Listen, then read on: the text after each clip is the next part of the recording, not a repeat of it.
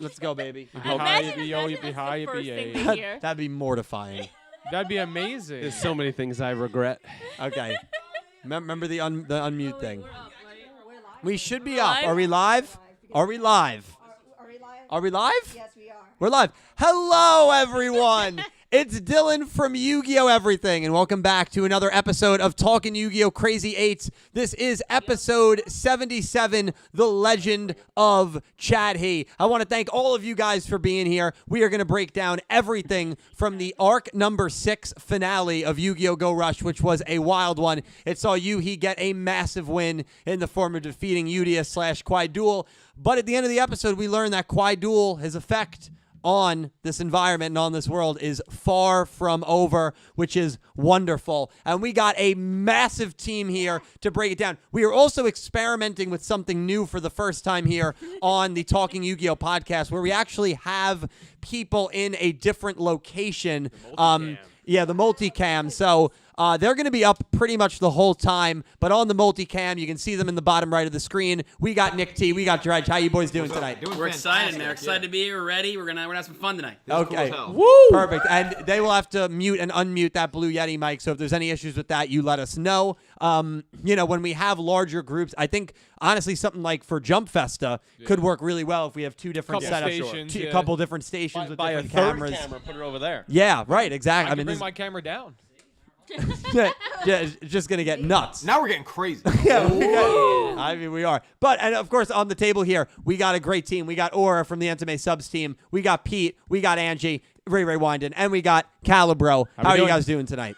I'm doing good, man. How are you? I'm wonderful. Angie, how are you?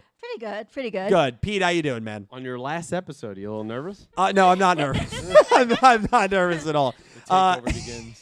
Now I'm a little nervous. Aura, how you doing? I'm great. Good. I'm excited. Well, you got a lot to be excited about because not only was this episode, I thought it was wonderful. Obviously, you guys can vote in the poll. Let us know your thoughts in the comments, please. But if you're into Rush, which you probably are if you're at this podcast right now, or at least the show, a big release is happening in just over 7 or 8 hours. I don't know the exact time. Doesn't matter too much to me personally because I'll be playing it Friday night. But Seven's World Rush Duels finally coming to Yu-Gi-Oh! Duel Links, which is awesome. I'm sure people will want to talk about that. We'll talk a little bit about that, I'm sure, a little later on in this stream. But hopefully this podcast can kind of be a bridge to get you through these final hours.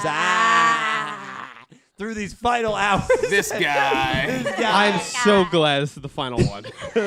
And I might as well announce, for those of you that do not know, I am having throat surgery in 6 days, Tuesday next week. So I will not be present at all through the entire month of October at least. Yeah. So the next 4... I'm going to pretend I didn't see that. The next 4 episodes after this, I will not be a part of. So sorry. So hopefully we go out with a bang. Let's go out with a bang. Little AJR for you guys. But this is going to be a crazy episode, and I want to thank... Aura's going to do it. She is going to read the list of everybody who donated or super chatted from last week's episode. If you want to support the channel in that way, it's not necessary. It is not required or expected by any means. There's 2 ways to do it: the super chat function or the donation link, which is right in the description. Thanks to your guys' insane generosity, I am in the process of purchasing 5 new Shure microphones, so the audio quality is going to get a massive boost. Hoping that's going to happen around November. And again, these kind of upgrades, remember how bad this quality was when we started in the early Vrains days? Yeah. It was horrible. Now we have a multi-camera with 2 pretty good webcams. Yeah. I mean, it's crazy. And the only way that those upgrades are possible is because of the generosity that you guys have shown me and continue to show me on a weekly basis. So truly, thank you so much for that. You said the next upgrade is the Amish table, didn't you? Yeah, no, we're a few... you said that. No, we're a few tiers away from the Amish table. But Aura is going to read off the donations and super chats. So, Aura, if you do the honors. Of course, my mother is texting me right now. Oh, shout out to great time. Antime's mom. All right. Thanks to Crystal Colden, Limestone, Lorena, Yugioh. Yugioh approves Chadhi. That's the name. How did you write that? Approves. APPR, period. Right? That's you. No, you didn't. Yes, that is what he's right. No, he didn't write the period. He wrote APPR. I wrote APPR. You're like also, you're like. also, can you see that this Like It the makes- handwriting's atrocious. it It's makes like you're sense being to a me. waiter, like you're taking It shorthand. makes sense to me. I never mess it up because it makes sense. I get it. Yeah, yeah. All right, well, all right, continue. all right. Dark Emperor J, Brian Ford, Angie. Shout out. Kudo Team FTR. Kudo Team FTR. All right. Shark Messiah 101. Okay, I can read this now because I wrote it in my handwriting. Into the Brains, Colin Cleaves, Legendary Duels, Tyler DeBoer, Pick Rick, X-Slayer 64, Gravity Hero, Ice Aiden, KP, and Dylan Peddle. To everybody, thank you so much, and thank you, Aura, for that reading. That was wonderful. A special thank you as well to the man in question. Yugioh approves Chadhi for a Goddamn very generous donation last week, over $50. Well, I think it was 100, but either way, thank you so much for the insane generosity. I don't know where to start, Wait, man. Dill, I know where to start. Where? Oh. At the link. Calibro with the yeah. transition. For a second, I thought he was talking about like a bar named The Link. I was like, we're not going to the bar. Actually not- it's actually not a bad I name. used to live, the apartment lame. complex. Space You wanna look at the Cowgirl. link? Thank you for the $100 donation. So glad to see everyone. Wishing you all the best with the surgery. From the bottom of my heart, Space Cowgirl, thank you. This podcast has been a staple of mine for the last few years. It's certainly going to be weird not being able to be a part of it, but this production is in fantastic hands with Pete, Dredger, Nick T, and Cal. They're going to do a wonderful job with these streams. Yes. I don't know about fantastic. Yeah, I don't know about fantastic. Yeah, like they're passable. I think there's a good amount of people that are probably very much looking forward to me not being here. I mean, We're in the Yugioh Nothing arc. Let's go. I'm one of them. all right. Dill, Well, why'd you say my name last? Listen. I was just going in order. Oh, okay. Yeah. Listen, I'm gonna be the new owner of the channel. There's It'll no be order great. That's right. Aura's taking over the channel The for the first month. thing she said is she's going to actually pay us salary. Space- about Oh, time. me. Wow, okay, standing sit down. ovation. Sit down. Space Cowgirl, thank you so much for your generosity, your kind words. I will miss you. I'll miss so many people while I'm out. But thank you so freaking much. You are incredible. And man, Space Cowgirl, thank you. You made me lose my train of thought, not in a bad way, of course. I don't know where to start, man. This episode had everything. The Otis creator curveball that they threw at us. Yuhi obviously getting a big win. Quaidul defeated. Looked like, oh my God, are they actually going to redeem him? Nope.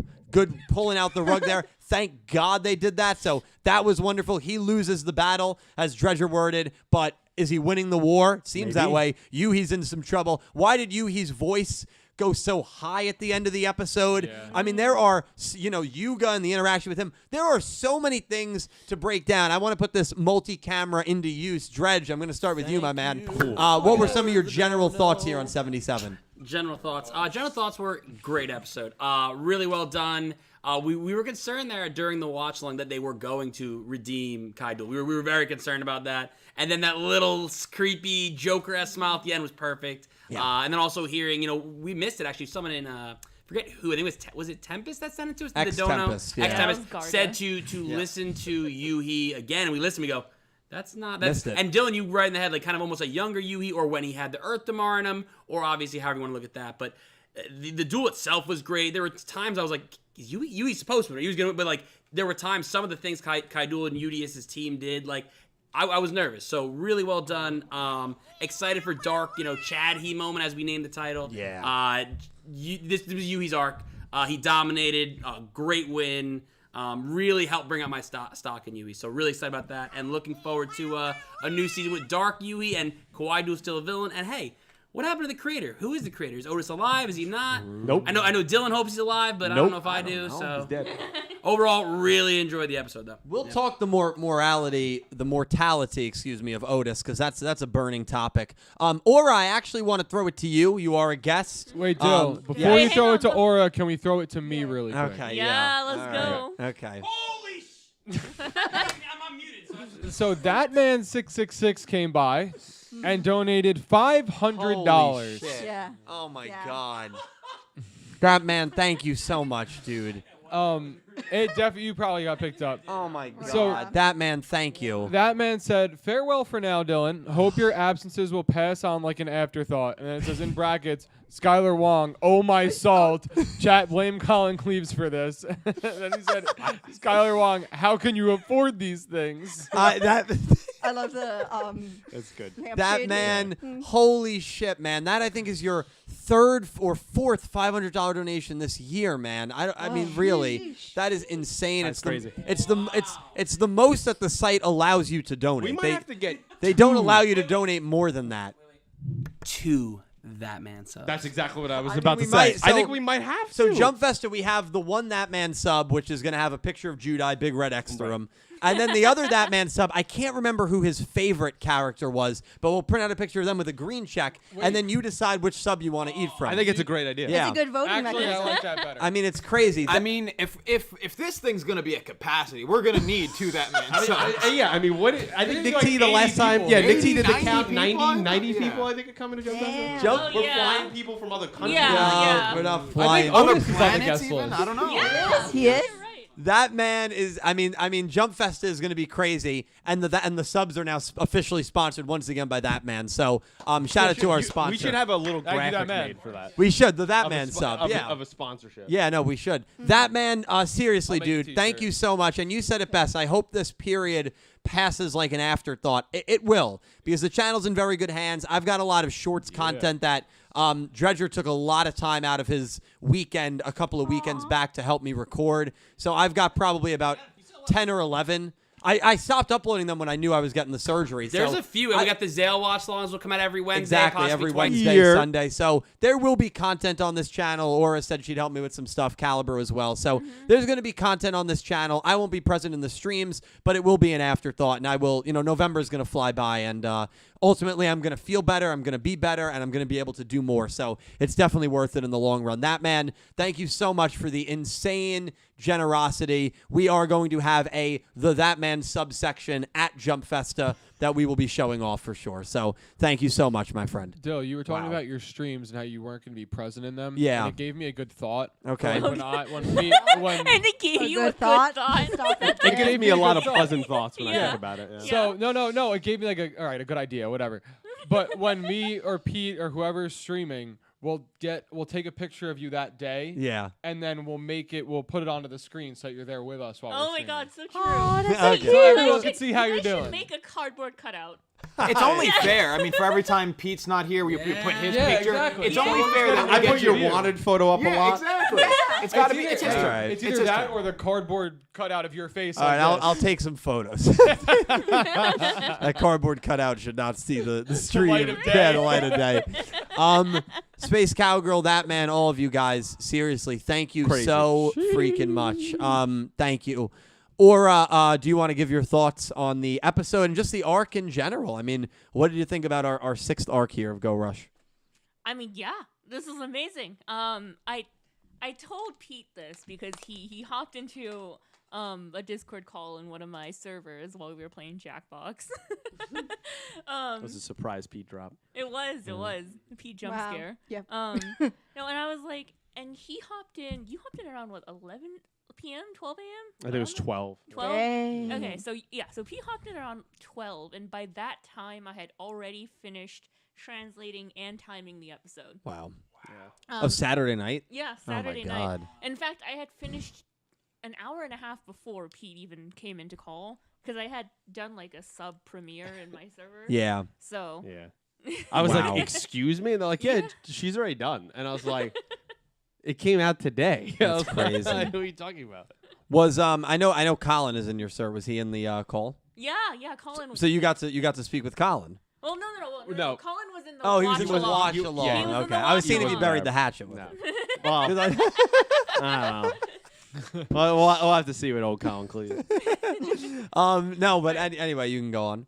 Yeah, but anyway, I love this episode. Phaser stocks went up, which is why I brought Phaser today. There is Phaser. We got Phaser showing up. The dragon. Look at him. He's so cute. See, that's cute. Whatever he was in the show. I know if he looked horrifying. like that, I would have been okay. with it. Horrifying in the show. Can you imagine this? It's a little The cute arc villain? It's a Yeah. lot cuter With than the the actual deep form, voice, okay? with the deep With voice. the deep voice, Yeah. yeah, and the guitar theme. That it would have been funny. YouTube short next.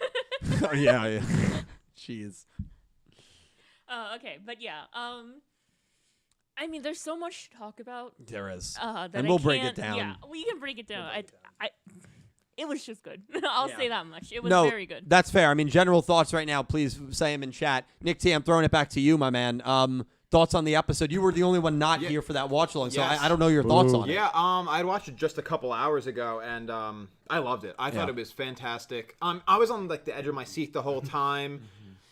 Excited at some points, worried at others. You know, it's 7. You know, it says 7:48 in the top corner there. I'm like, are they about to redeem Guaido right now? Is this what's about to happen? And they're like, psych. It was great. Yeah. I loved it, and like even just at the end, like.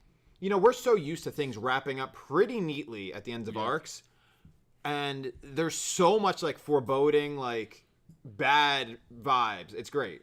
The smirk, the card change, the sort of switch in Yuhi's mind, the theme that the episode ended on. Yeah. Chill. I mean, it was clown music. 10 seconds, but it was chilling. Yeah.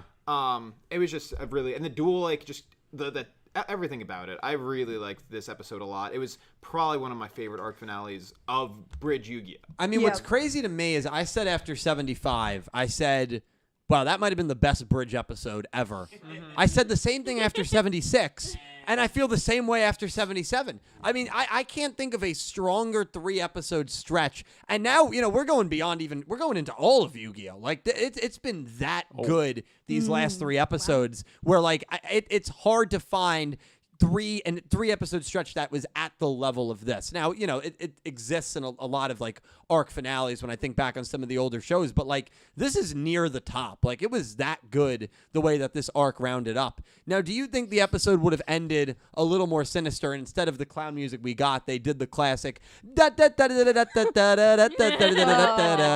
would have been something creepy about You know, that. given the context, I think it would have been just as sinister. No. No, I mean, like, no, but with the switch, like the smirk, the dark card, like the weird voice thing in Yuhi, I think it would have been sinister in the sense that you're like, something's very wrong. Right. And Like, this music doesn't fit. Yeah, exactly. It's goofy, but Yeah. it's like, something's not right. Yeah, at all. absolutely. So, no, but it was super good. I'm happy you was enjoyed great. it. Angie, you are our guest as well. Would love to know your thoughts on arc number 6 here. Well, it's sort of connecting to that circus theme. It just gives me that like trailer music with the slow nursery rhyme song in the background. Yes. Sort of trailer music. But I really liked this episode. At first, I was like, do I watch this episode before watch along? Because I know for a fact I'm not going to be able to process it. And I'm glad I did because I was just like brain empty. What just happened? Yeah. And You had to think about it. Dredger couldn't say a word after the watch I along also ended saw because that he's like, Cal I got to couldn't say. process this. I also saw that Cow didn't say that much either. So And I'm not one who's very short of words very often, so it's Yeah. very rare if I'm like, You're doing all the calculations in your head. That's how I got there. Yeah, that light woman meme. yeah. Yeah. But it was such a loaded episode, and the fusion was great, even though it was just mostly Polymerization. Like, yeah. Polly. that whole Yuhi.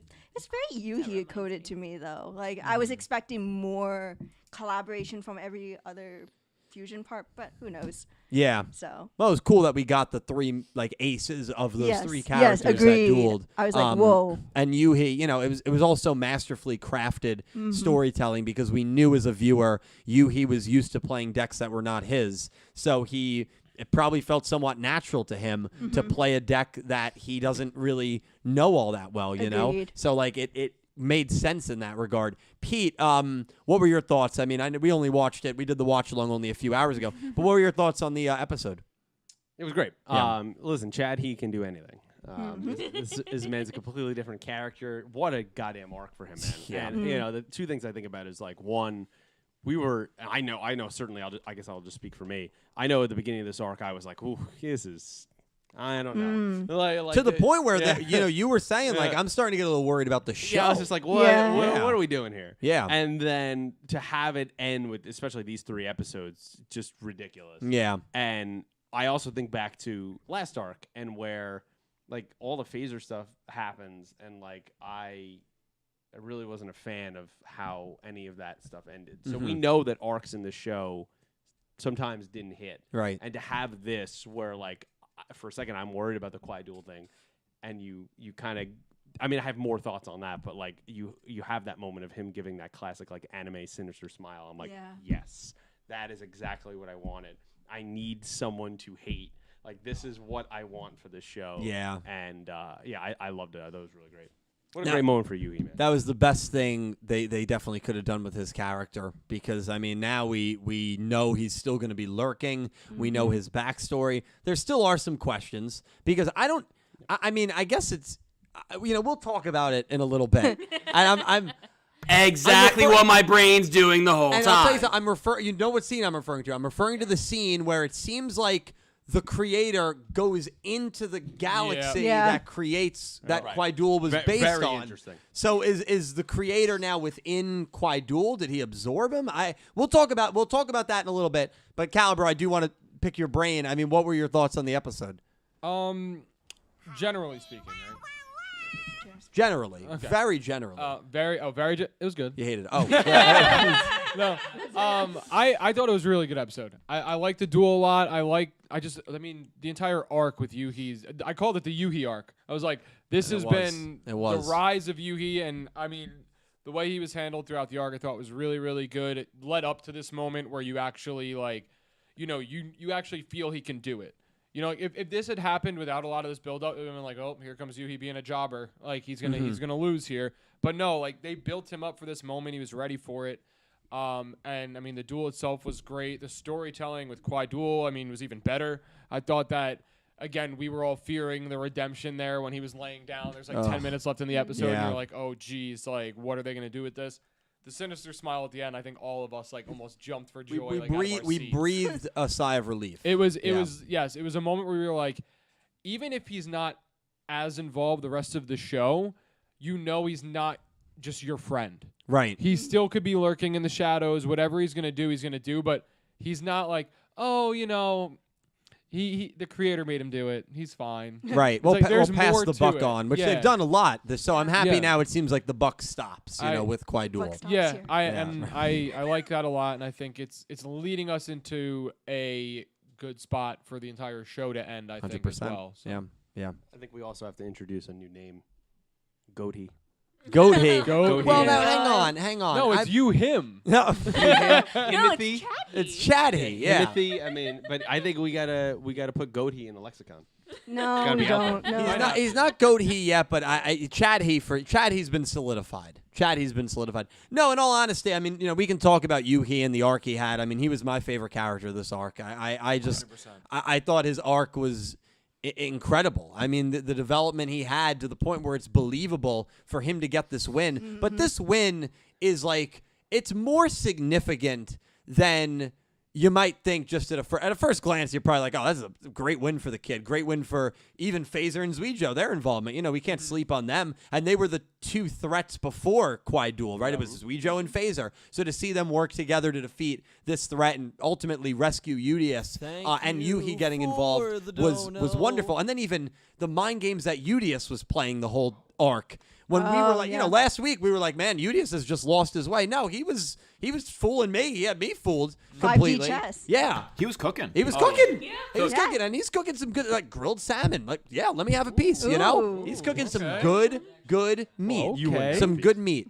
And Good meat. let me tell you this. At the end of the day, this is significant. Why? Because it's the first time since Yu-Gi-Oh! Arc 5 that an arc finale duel ended without the main protagonist being on the winning team. Or being in, hang on. Without the main, okay, how about this? Yeah, because I'm thinking about Yuga Luke, so I have to word this specifically. Without the main protagonist defeating the threat of the arc in a duel. How about that? Yeah. Yeah. You got to rewind all the way Yeah. back to Arc 5. I'll allow it. Either the Zark duel or Reiji beating Jean-Michel Raget. It's one Jean. It's Do you one think of those he's the two. final villain of the show? Well, we've theorized about Jean. I mean, he Actually, might. what's your opinion on that? We've theorized about Jean-Michel Raget returning. No, not just me. No, he brought it up. It's not just me. Okay, I sold him down the river. we don't want fists getting thrown here, but it's the first time that the villain or the arc threat was defeated not by the main protagonist in any way since Yu-Gi-Oh! Arc 5. That is a long time ago. That's all of Go Rush so far. It's all of Sevens. It's all of Reigns, and it's all the way back into Arc 5. So it's almost been 10 years. Wow. So just on that feat alone, like, this is a significant win for Yuhi. Or I know the last time we talked, and we've had similar opinions on Yuhi, I think, and I don't want to put words in your mouth, but I know you've always been lukewarm on Yuhi, especially in like that first season. Has he grown on you at all, or are you still kind of meh on him? Yeah, he's grown on me a lot. Yeah. Him and Yuamu both. I think I was lukewarm on the both of them. I liked Yuamu more, if I had to choose one, but the both of them I did not really. I didn't like, but I didn't dislike them. Yeah, they were just there. They were just kind of there. Yeah. But like over the course of the series and specifically this arc, because I didn't enjoy him in arc number 5, and I didn't enjoy him in the last arc of season 1. But this arc in particular, he was very good. Yeah, and very good. I really liked him. So like they sold me on the moment. Yeah. Yeah, no, that's good. Yeah. See if he can keep it up. I mean, he's going to, while they were all going after Udius, now they're all going to kind of be going after Yuhi because he's the one that Kwaidul has clearly set his claws into. I personally think that could lead to a great arc for Yuamu, Yes. similar to what we just got with Yuhi this arc. But, I mean, we'll see. I mean, Pete, your thoughts on Yuhi, the twins, I mean, just where we're headed with his character. I mean, I know you mentioned Goathee. So he is Goathee. You've clearly changed your opinion as well on this character. Yeah, I mean, I don't think I can remember in the short time I've been watching Yu-Gi-Oh! Throughout the shows where I could go, hey, here was one arc that completely changed like my opinion of a character. For the better. For the better. Usually you have it's a the lot other of worse ones. That does happen. Yeah. That happens considerably. Yeah. But it just what an amazing turnaround from him from start to finish, and like even in season 2, what he's really grown. I even liked him actually even in the Phaser arc, right, in the Rigu brothers arc. Like I actually liked him in there, and I think there was some like bold moments of like him knowing that he had to be carded and all that. Like I think that was nice progression of his character and kind of leaving the breadcrumbs for his sister. For this and specifically about this episode, like. Yeah, I mean, he's at his ultimate high, right? Like he's won the Galaxy Cup, he beat Udius, like he has everyone's like kind of admiration. And then he's got this darkness in him because Kwaidul does have his claws into him, and it's like it's I love that sinister element of it because it's like in Kwaidul's mind there, like he kind of just got played by Udius, right? Like, and he didn't expect that. But I think it's a little bit more of pettiness as well of like he physically beat me. He was the one saying all the stuff, supporting Udius, and it's like, oh yeah, okay. Well then I'll just do it to you now, and then we'll see how that goes. And I think we'll have to see, but does it tie into anything that he used to be associated with Earth Damar? Like, Right. Does any of that come back into play? Does that allow him to have some kind of greater hold or something? Like, or is that element like completely gone out of Yuhi? I'm interested to see that. I just really like that last scene because it was like, in the moment too, I don't think Kwaidul was also like fully like hamming it up or playing it. Like I think the emotions he felt and talking about his heart being sealed away and all that, like I think he was being serious. Yeah. I just think that there is, and I guess that's the theme of this, there is a darkness in him as well where he like can't let that go.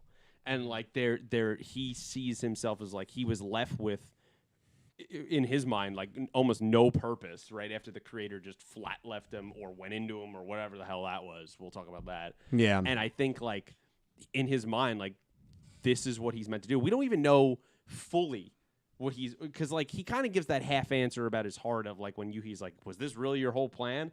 I think there's more to that. Yeah. And that's why this is continuing on. And I'm so fascinated to see the development of this character. And I always love, because it's so rare in these bridge Yu-Gi-Ohs, where like we can take a character and turn him over in the next arc. And we can continue that thread. Yeah. That I really enjoy.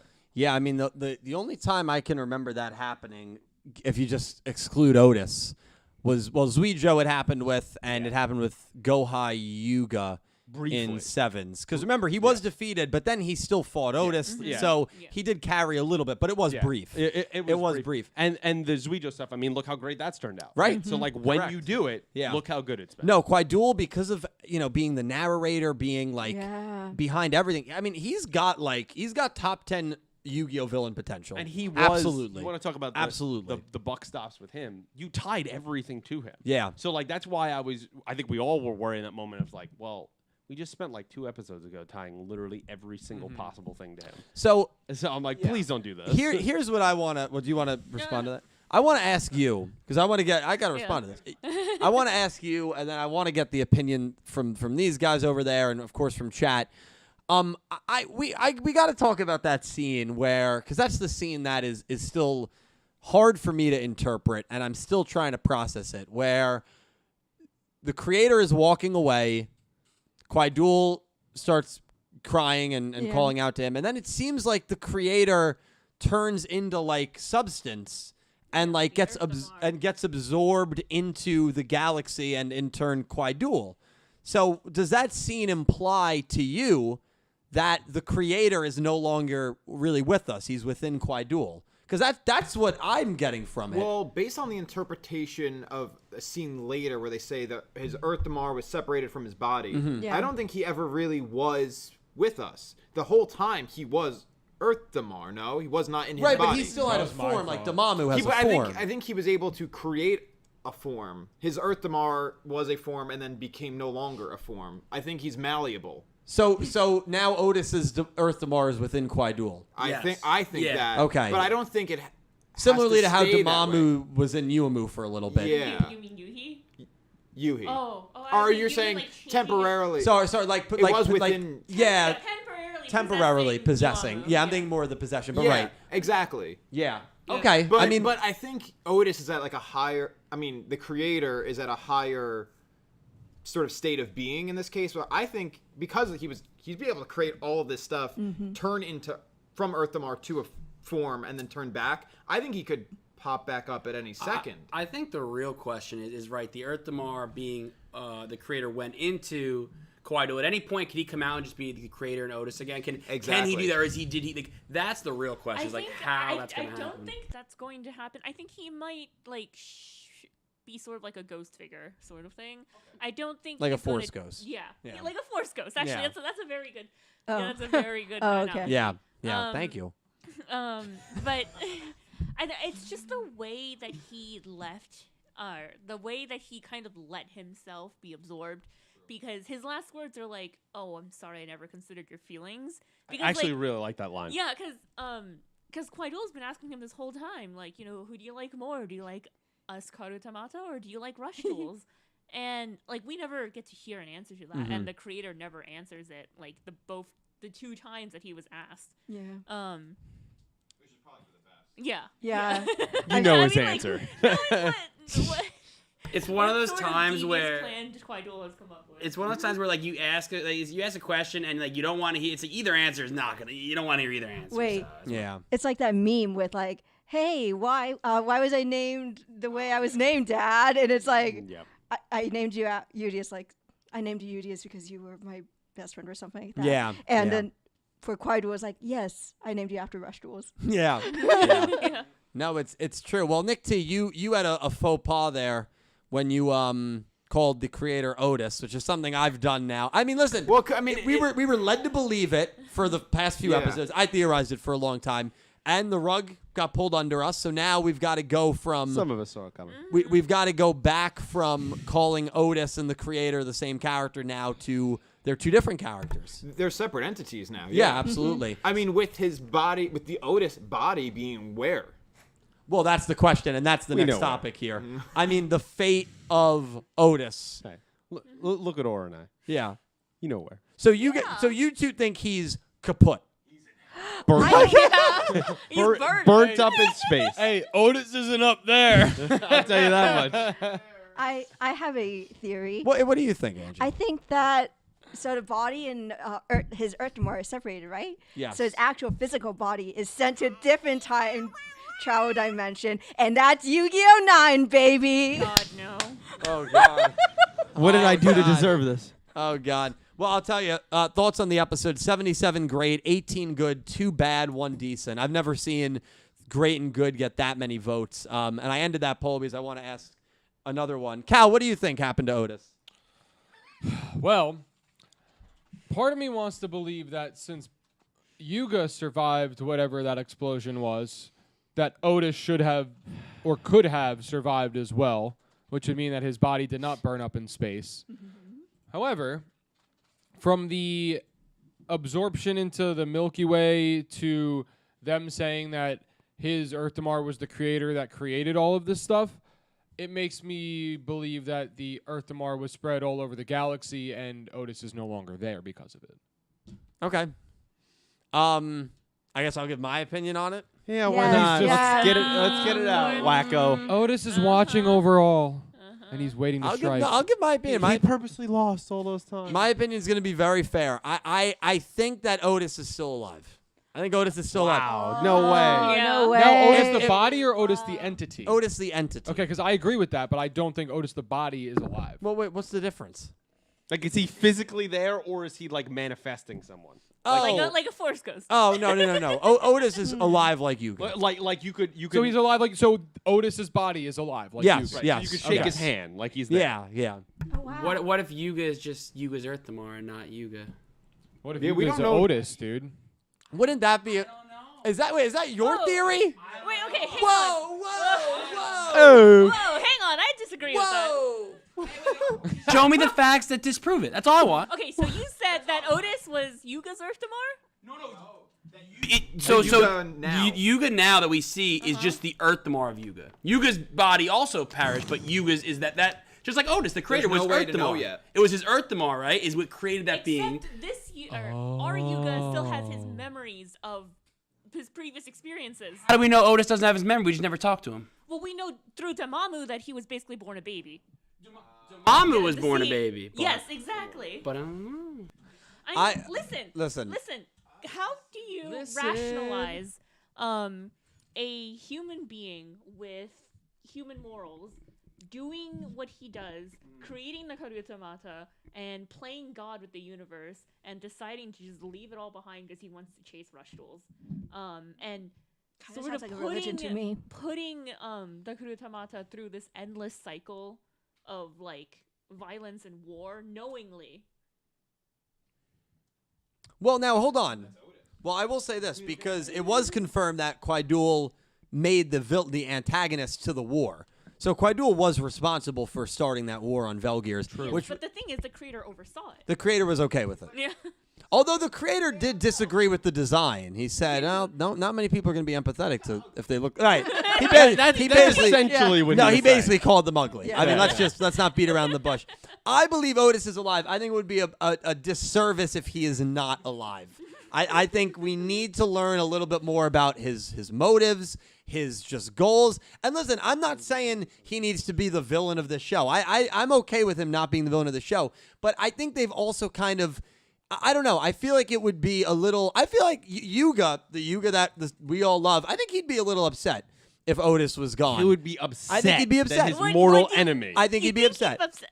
He called Otis his mortal enemy, but he also is inspired by Otis, or he feels a close connection to Otis because when he made that device, he called it the OTES.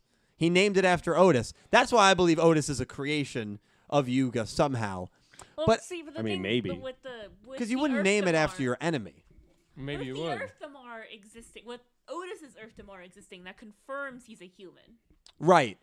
No, I Only humans can possess Earth Damar. right. So Otis is a human. Actually, yeah, that's a very good point. But it begs the question: why did Yuga name his creation after Otis? That's a weird decision, isn't it? I said maybe he wasn't taking proper care of his acronyms. It's an accident. No, I mean, I also it's think a weird decision. He was masquerading around, using an Otis similar suit to Thank just not be you himself. for Not be not recognized. be recognized, Yeah. etc. That could be it, because I'm not naming my channel Dela Cruz Everything. You know what I mean? There it is again. There Like, it is there's- again. Like I'm not gonna do that. But you know what I mean? Like that would be crazy of me to do that. But we will do that when No, you're absent. no, let me tell we're you. not. No, we're not Hey, doing we're that. gonna have some guests on this podcast.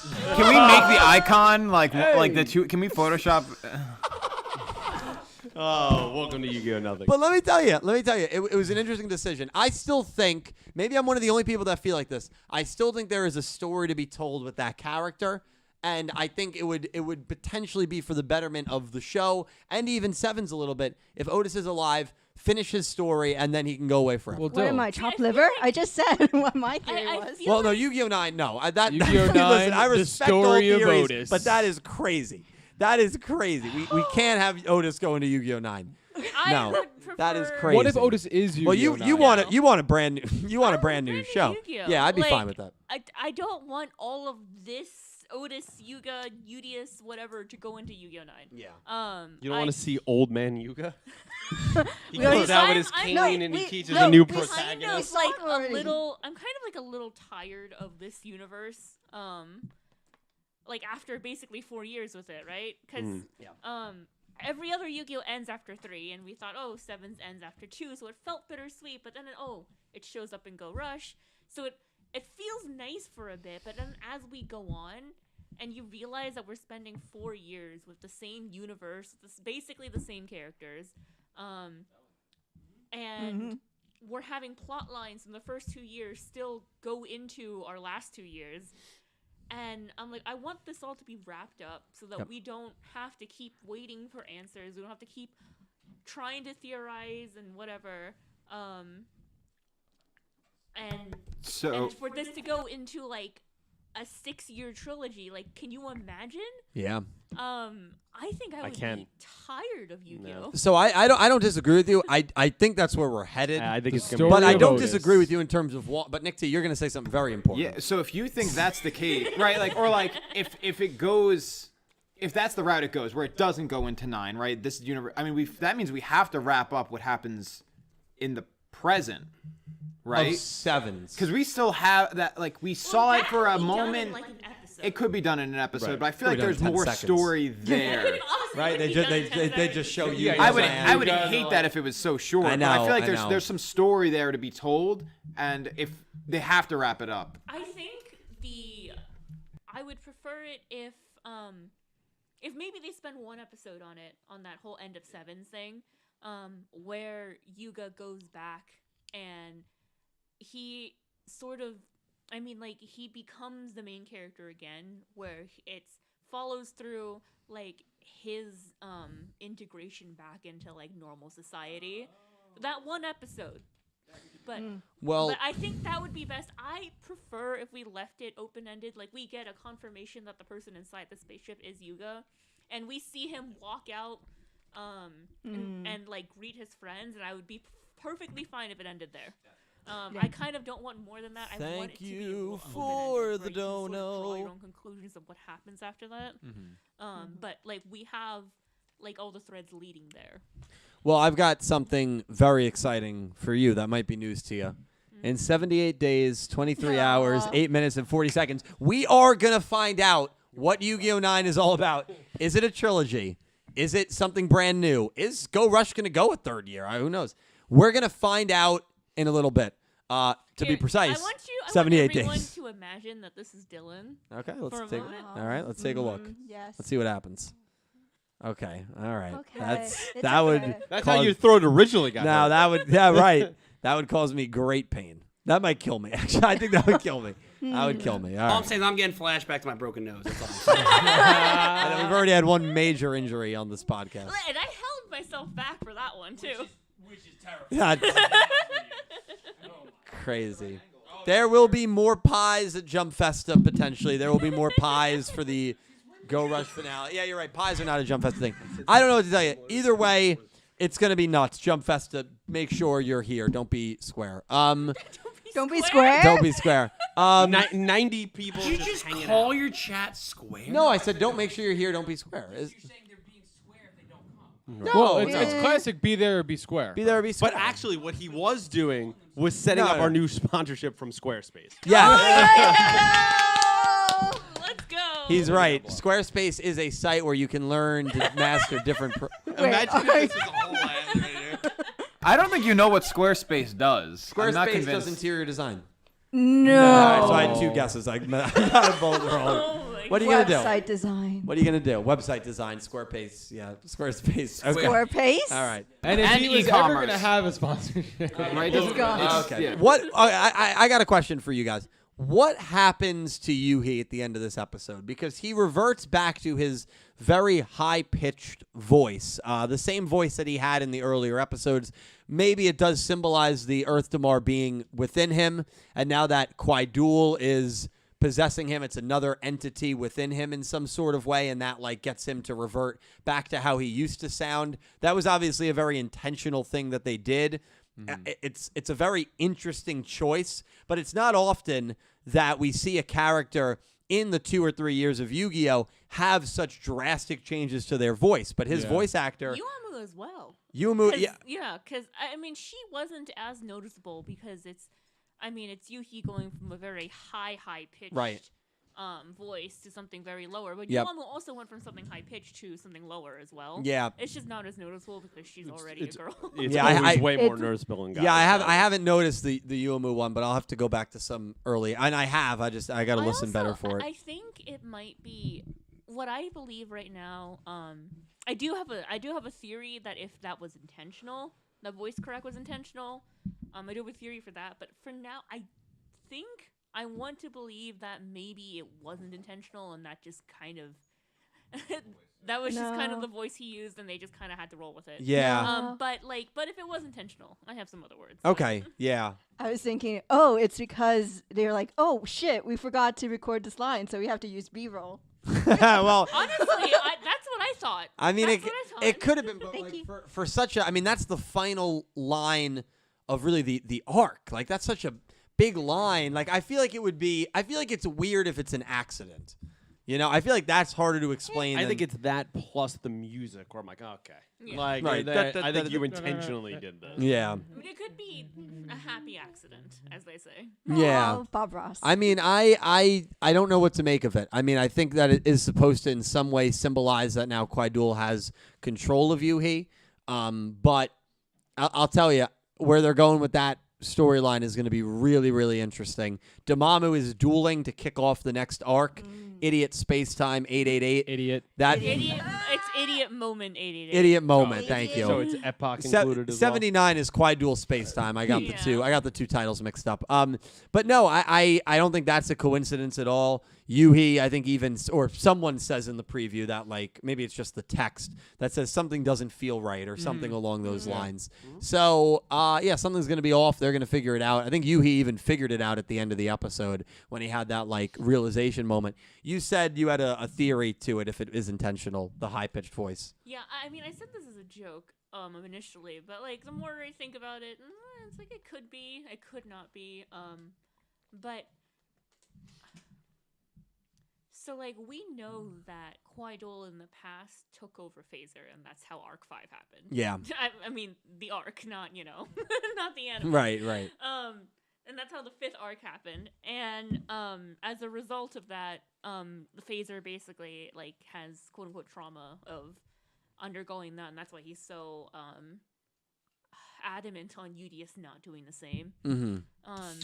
And then we also know that Kwai-Dul took over Yugioh once and also influenced a lot of his actions, right? Right. So like, who do we have facing off against Kwai-Dul in this duel? We have Phaser, the guy he controlled for 2 years. Yep.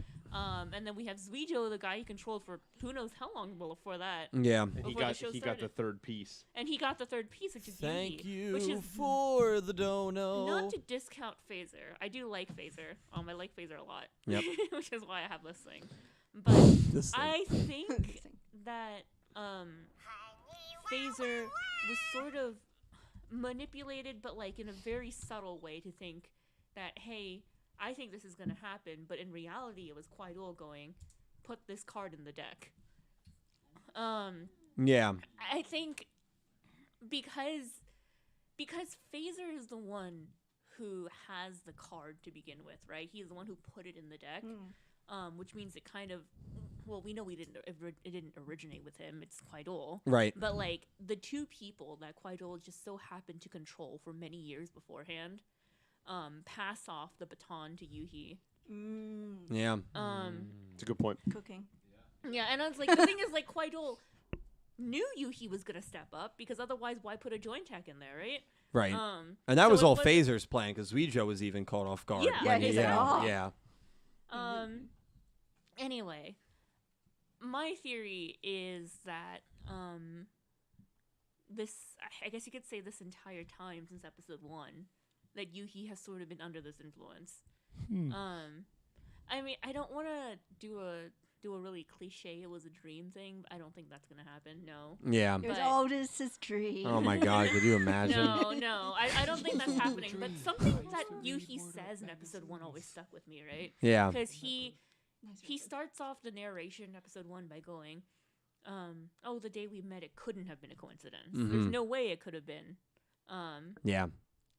So I just keep thinking about that, and it's like, what if Yuhi has been under this for a while? I mean, Yeah. I wouldn't be shocked. I mean, Quaidel's manipulated pretty Yeah, much he was the everything. narrator. He's Yuhi the is one that Velgi. caused Yeah. Yugioh to come here to have Yuga create Rustles because they weren't ready yet. Yeah.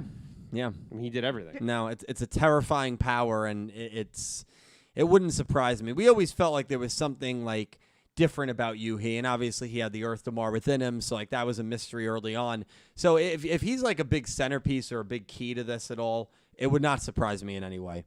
And if it does date back that early, even before the show Holy began, shit! They've like, been like planning Yeah. that whiteboard with the Sylvia Pepe. no, they have been. Yeah. They really have been. I mean, they were planning it, and Gallop toward the end were just throwing things at the wall. Literally.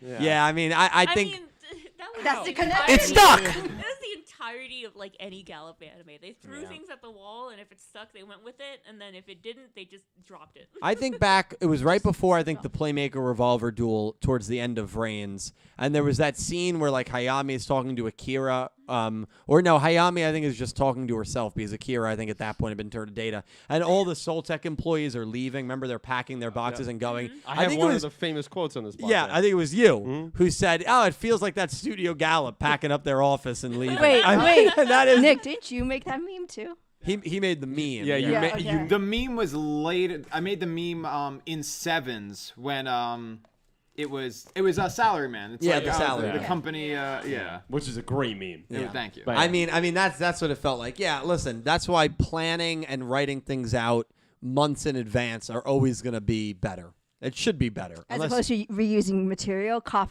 your YouTube shorts. Yeah, that's fair. That's fair.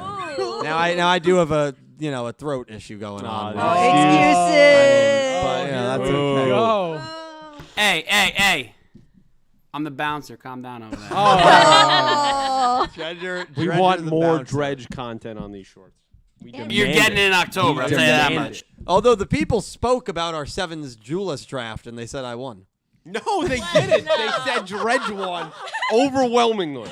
Better's, I didn't even react 'cause I knew he was lying. Like, You picked Otis. You lost. homie has Otis. immediately. It's over. The Judge, He you has cooked. Luke. Judge cooked. I have Luke and Yuga. Well, that's It not doesn't even close. matter. Well, you You know the amount of Yuga hate you give on this podcast. I love you guys. No. You don't even love get to him. say that anymore. You He's don't even get to say great. it anymore. I love you guys. Say it one more time and I'll believe you. He's a great character. Seriously, He's one of no. my Right. favorites. You in won't say he's a Sevens. great duelist. well, You won't say he's a great duelist. Oh, gotcha Caught there. him slipping. All right. But was the creator of Pac-Man. Hey! You know, people love when I talk about that. No. I do. wait, Jill, I don't remember that. Tuesday can't come soon enough. All right, let me say this. Is that his throw?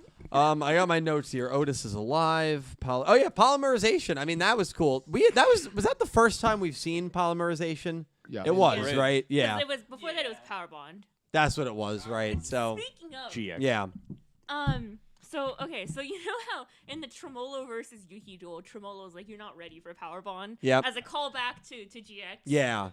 Where Kaiser goes to show and is like, "You're not ready for Power Bond's power." Yeah. And etc. And it's really funny because when Yuhi activates polymerization this episode, he does the Kaiser throw. Like Kaiser throws his cards into the air to Right. freeze them. Oh. So that's exactly the same thing that Yuhi does. Yeah, that's Which pretty is, cool. Like, really funny and also really cool. It's Yeah. like it's like a callback that is that if you know what is happening is like, holy shit, oh my god. Yeah. Like that's a callback to Kaiser from GX. That's but because if you Yuki don't is know as what's cool as happening- Kaiser. Yeah, it's not But like if you a. don't know what's happening, Goat heat. then then I mean, it's just a cool moment. Yeah. But it's stuff like that that I love about Bridge, because they could have easily came in here and said, you know what, this is our own thing. Forget the past. Let it die. We'll just make it. Oh, they haven't done and that. they constantly make these awesome references, callbacks, little shout outs. Like, they know their history, and that's what I really love. Like, they pay homage to it. Jack's D wheel in the duel I think that's They didn't have to probably do that one of at the all. yeah, and And they even did. like even the cats like having blue eyes and red eyes. Okay, but then Yeah. odd And then eyes. Seven's Paladin and Seven's Gios being like callbacks to Dark Paladin and Yeah. Master of what is the name? Well, It's your it's Master favorite card. Dragon Knight, Yes. right? Yeah. Dragon Master Knight. Dragon Master yeah, Knight. Yeah. It's like they're all callbacks, and it's like That's cute. if you know the callbacks, they're great extra content, but they don't draw attention to them, which is great because then it's like, well, if you don't know, it's just a cool moment. Yeah. Yeah, cool Easter eggs, Yeah. as they call them. Yeah, no, it's fantastic. I love the Easter eggs like that. I didn't catch that on first watch along, but I got to rewatch that and see. So that's super cool. Yeah, super cool point. But it was great to see polymerization. I mean, that was awesome. Trying to think. Can I drop one other thing? Yeah, absolutely. I wanted to ask everybody. I won't even give my thoughts here. What do we think of Epoch's little moment? We see her face for the first time. She kind of has her little Polly effect Aw, that yeah. hit Quaiduel. I mean, Cal, I feel like you've been kind of quiet. What did you think of that moment? I'm letting the people talk. All right, I'm getting my donuts down. I'm chilling. I actually liked that moment a lot because I feel like we've kind of been like joking around, like, is Epoch gonna make it? Is she gonna get there in time? And she actually played a significant role in getting Udius back, you know. And they again a callback to the Polly effect, you know, their lineage in the future, I guess, as you could say. Like, it's just the way they utilized her, where you're kind of like, she's just this girl screaming in a box and not really wanting to be part of anything, to like really letting her true colors show and showing that she cares. And yeah, and then like a face reveal and all that. I thought it was really cute. Like it was a really nice moment of like, you're like, I mean, she says they talk about the tutor like their family. Like literally, she's like, Yeah. you're my tutor. I'm not actually worried about if you're okay, which is her basically Idiot. saying like, yeah, like I hope you're okay. Idiot. So, I like that a lot, and I think it's good development that I'm assuming we'll get more of from Epoch as well. Yeah, it was cool seeing the Polly effect and I didn't even register that at first. I was a that it was the effect. Polly effect. Yeah. Yeah, I mean, it was a cool moment. I like how she was the one that got Quaiduel and Udius to actually switch spots. Yep. Sent Quaiduel right back to the relic where he belongs. So that was a cool moment. What did you got, Nick T? What did you think of the moment? Epoch coming in, I actually thought it was being the cute. closer. She's basically the closer in the I've bottom been of the historically harsh on Epoch. night. You've been very harsh. Yeah, that's true. But it was a cute moment actually. It was a pretty strong moment for her character, especially because this is what we've been sort of pointing towards, right? Is that she's been hiding here, afraid of what's going to happen to Udius, and this is her sort of joining the group and rescuing him quite literally rescuing Taking him. matters Yeah, into their own hands. Exactly. Which is like for a character that has been so passive historically, this is her sort of shining moment, at least thus far. Something else that did not happen at the end of this arc that I'm very happy about, and very well, it could literally be the first scene they show in 78. So I shouldn't say very happy about, but I was happy about because I kind of just thought of it now. All the damage that happened in this arc didn't get reversed yet, right? Like, Tremolo is still a piece of Well, furniture. it's implied. No. If you watch the preview Yeah. for the Yeah. next episode, the Luke is like a normal Okay. person. He's no So longer in I a missed chair. that. So they didn't show that 77, but And turned okay. into a car in this I episode. figured, yeah, I figured 78 they might revert that, which I mean that's totally fine. I mean, I think it's better. You know what? That's probably better overall because it's better to feel like everything is normal when we know that it's not False normal. sense of security. And if they were still like pieces of like furniture, it'd be like, okay, there's still an urgent issue here. Like clearly we didn't beat this guy. So honestly, now that I'm talking about it out loud, I think that's better for the overall story. Yeah, they'll take care of it. And I wonder if we ever get to see the Providence. I think that was just a short 2-episode thing, but he fun. was cool, man. We'll see. I mean, He was the cool. thing is, though, like they introduced plot threads in this arc that were that are meant to be carried on to the next one, like the Providence, like Yeah. like Shubaha eating the gear. Like Yeah. that's Right. never been addressed. Right. Yeah, it's also true. And I think that's going to be addressed next arc. But it like they basically laid the groundwork for it. I mean, Bridge does this a lot, right? They lay the groundwork for something, an arc, 2 arcs in advance, and then they reap their harvest like later. Yeah. Well, I mean, And we know from the track record that they will reap the harvest. It's not like Gallup where you throw things at the wall and just kind of hope. No, they will. They will. And by the way, I mean, you just have to look at one character for that statement to be true, Neanderstar. I mean, Right, her yeah. character Oh, yeah. has been Oh, like yeah. the sun, and all of these plot points have just rotated around it. And like her character was right there in the middle for so many things. The Lug, Yeah, for Copernicus. for Kaidul. I mean, it's crazy. And what do you think of Neanderstar, Nick T? They got him. No comment. Ah. Well said. All well right. said. Well said. Well said. Well, I mean, yeah, and the Nandastar card was introduced way back at the beginning of Arc 4. yeah. And this is before like we knew anything about turning people into cards, about cats, about like the whole thing. Like that was never introduced until like months and months and months later. But Yeah. the card was just there at the very beginning of the arc. It was never brought up again. But like they laid the seeds so they could make the groundwork happen. Yeah, I still also think that was one of the most messed up things Kaidul has done so far. Oh, That yeah. This girl just lost her parents. And whole it's also planet. like, hey, you're now a cat. Well, it's okay. Yeah. No thoughts. Cat brain. That's right. He kind of put her out of her misery temporarily. Oh my I mean, he did. I mean, God. if Send you, her to a farm. And he Oh also my kind if of you look at it that way. not only turned into a cat, but kind of abducted her. Like, it Well, wasn't yeah, I good. can't. messed up. Yeah, It yeah. was he catnapped her. Go back to the first episode. I see. And Dredge agrees with that. All right. Good news on the Otis poll. 53% of you think he will show up in Go Rush. 27% of you think he is dead. 19% of you believe other, which I don't really know what that is. That but means I just, Yu-Gi-Oh! 9 equals the I mean, story I of hope Otis. that's not. I hope that's not what No. 19% of. No, I have a lot of very, very smart people in this chat. There's no way 19% of voters think that he's going to show up in the next Yu-Gi-Oh! No, he show. is the next Yu-Gi-Oh! No, Oh my no, we God. already met Yu-Gi-Oh! You and Moo beat him in a duel, Yukio. Yeah, but that wasn't Yu-Gi-Oh! No, that no. wasn't Yu-Gi-Oh! No, No. that was, but no, that was you're Yu-Gi-Oh! right. That was Yu-Gi-Oh! itself. It's Yu-Gi-Oh! Yu-Gi-Oh! No, oh my god. It's just an origin story of Otis. It's, Yeah. As Yeah, a young because- kid. No. Because Yeah, it they would just be sevens all over again. Yeah, exactly. Listen, as a big Otis apologist on this channel and in the world, I cannot get behind that. I can't get behind that. Let me tell you, I want to see, I still do want to see Otis in this show. I think he's alive, but I want to just learn a little bit more about him, his motivations, and then he can go away forever. I got no problem. How about this? We learn a little bit about him. He's going back to the Sevens world, and then he burns up in hyperspace. I'm fine with that. I'll join you two in throwing, confetti in the air. Hold on. I and thought you hitting were pinatas. What was the word you said on the last 3 weeks? What was the chant you tried to get going? Good guy Otis? Yeah. Do you want to start that? No, No. Oh, not okay. at all. No.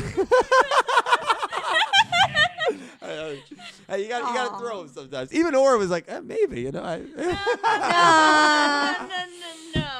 Do not put words in my mouth. I can excuse revenge for genocide, but I can't.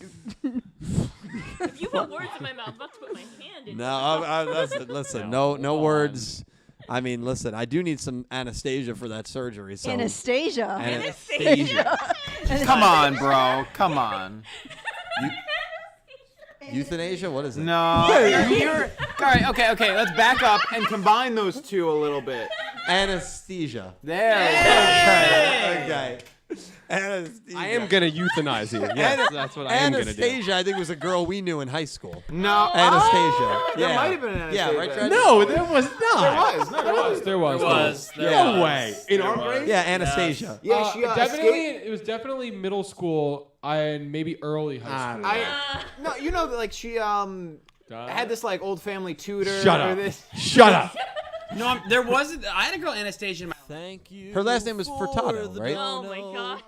All you have to do is stop talking. I cover you. But then you start talking, and there's nothing I can do. No, but there was someone. I thought it was Not Romanov. Anastasia Furtado.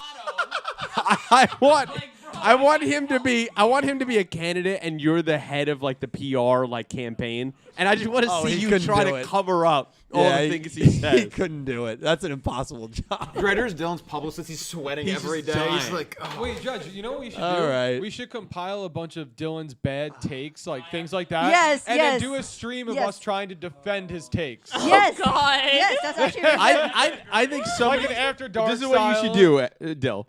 You go on, you get all your bad takes over the years. You edit them into a video with just some clown music, and that could just be a video you upload to the not even channel. clown music.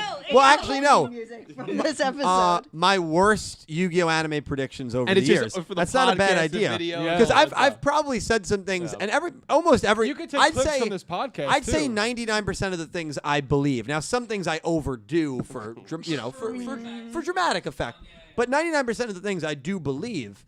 Good guy Otis. We'll see. Shadow Realm said it would be a 40-hour video. I might agree with that. Yeah. It's not gonna be a 40. Wow. All right, we're going to donations. That's like shorts for like the next Oh, like you're 2 running. months. You're running. You're running. Angie, thank.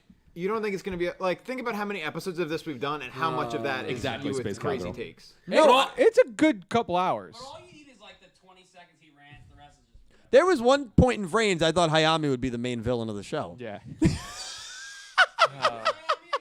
Akira Zaizen's assistant. assistant. The Soltek. secretary. Yeah. Yeah. No, she was the I thought spy. she was gonna be Hanoi the spy. spy. Real? I also thought she might be Revolver's sister. I don't know. There was a Oh line. my No, God. no. There was a line in the show. I remember that. Yeah, I remember I that, don't yeah. remember. Also, in the middle of that There's is a a line in special the- thing. I just want last year's Jump Festa. Every time you go, wait. Oh my God. Yeah. I want that about 40 times in a row. I thought we were getting at one point because I thought Dredger said You're we're getting standing on the judgment chair, arrows. You're like, this Yeah. could be I it thought right we here. were getting link spells. I didn't know. Need that too. All right. Listen. All right, we're I can going let on. us all out of this misery. Hey, 6 days. The doctor's gonna do that for you. Yeah, And with Anastasia. Angie. So it's Anastasia. You can punch him in the mouth. This is anesthesia. That's going to be his anesthesia. They keep her in the hospital for those instances. Angie, I want to thank you for the $25 donation. Thank you, Angie. I appreciate it. What's this? Thanks for having me, and I hope you have a quick recovery, Dill. Ha, sneaky. Thank you, Angie. Dill. right? Now go to the most recent one. Oh, jeez. All the way up. Angie, thank you for another $50 donation with a smiley face. Thank you so much, Angie. Are you having a good time tonight? No. Okay. I was saying, oh, great. I thought she was going to say yes. No, that's funny. She Little funny did for I that know. shit. Yeah. All right. Angie, thank you so much. I appreciate you greatly.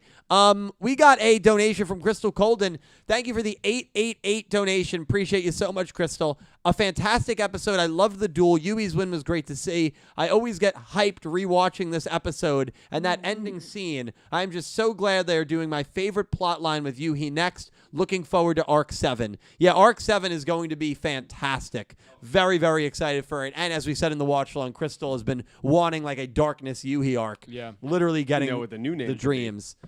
What's that? Badhee.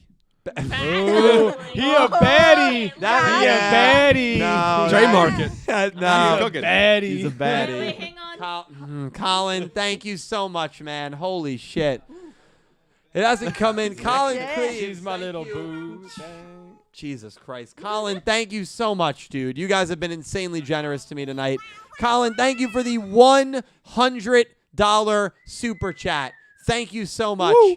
I really like the idea of Otis's Earth Damar being behind a lot of this. Makes more sense than Otis just being God. I agree with you there 100%.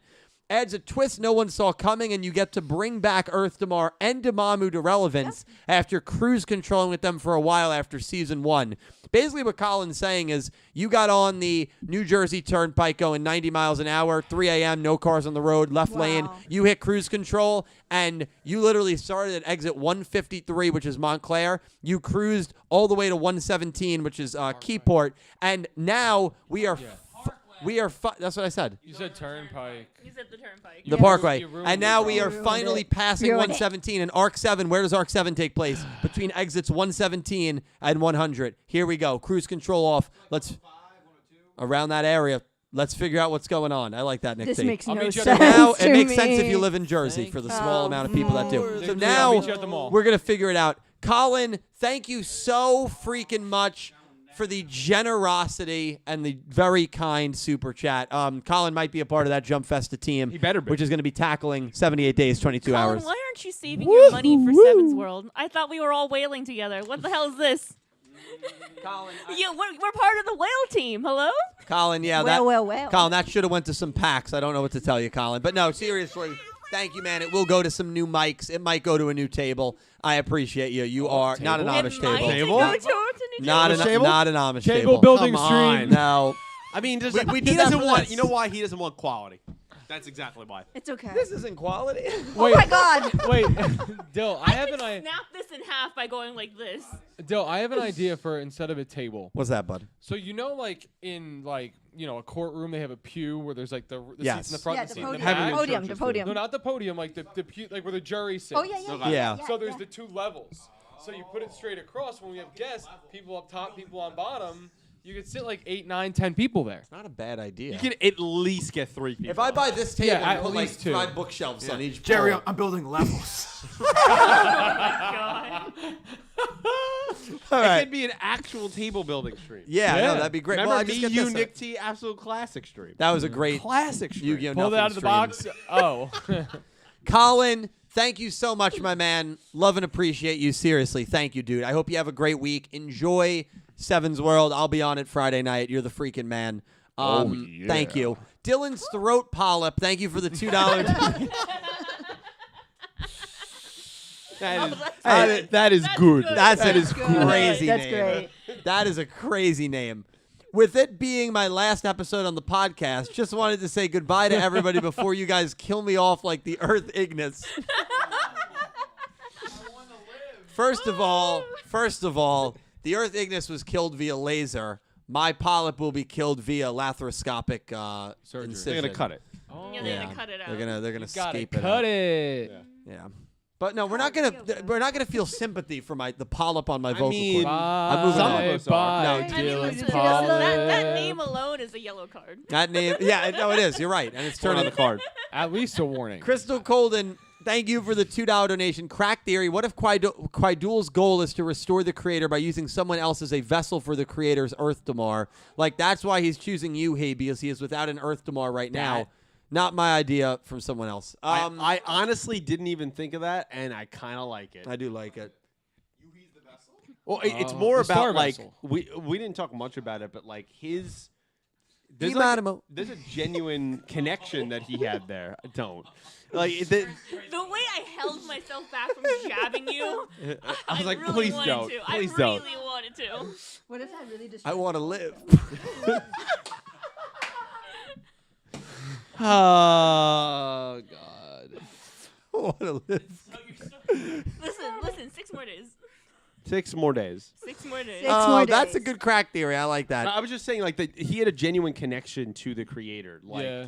he viewed him as, I think, like a father figure, right? Like he felt lost Yeah. without him. 100%. I think you could also look at the creator in the sense that, like, he specifically said, like, I made you kind of out of the place where I'm from. Like, you have that that kind of shape to you. So, like, he views his first creation as something important. His And firstborn. Yeah, and I think that connection means something. So I wouldn't be surprised if, like, he's been lost without his master, like, to be like, I'm trying to bring him back.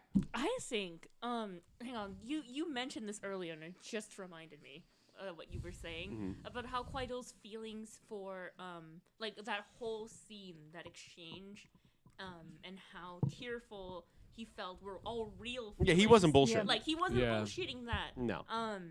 And they were all his real feelings, I think, but the important part, I think, is the part where he says he sealed away his heart.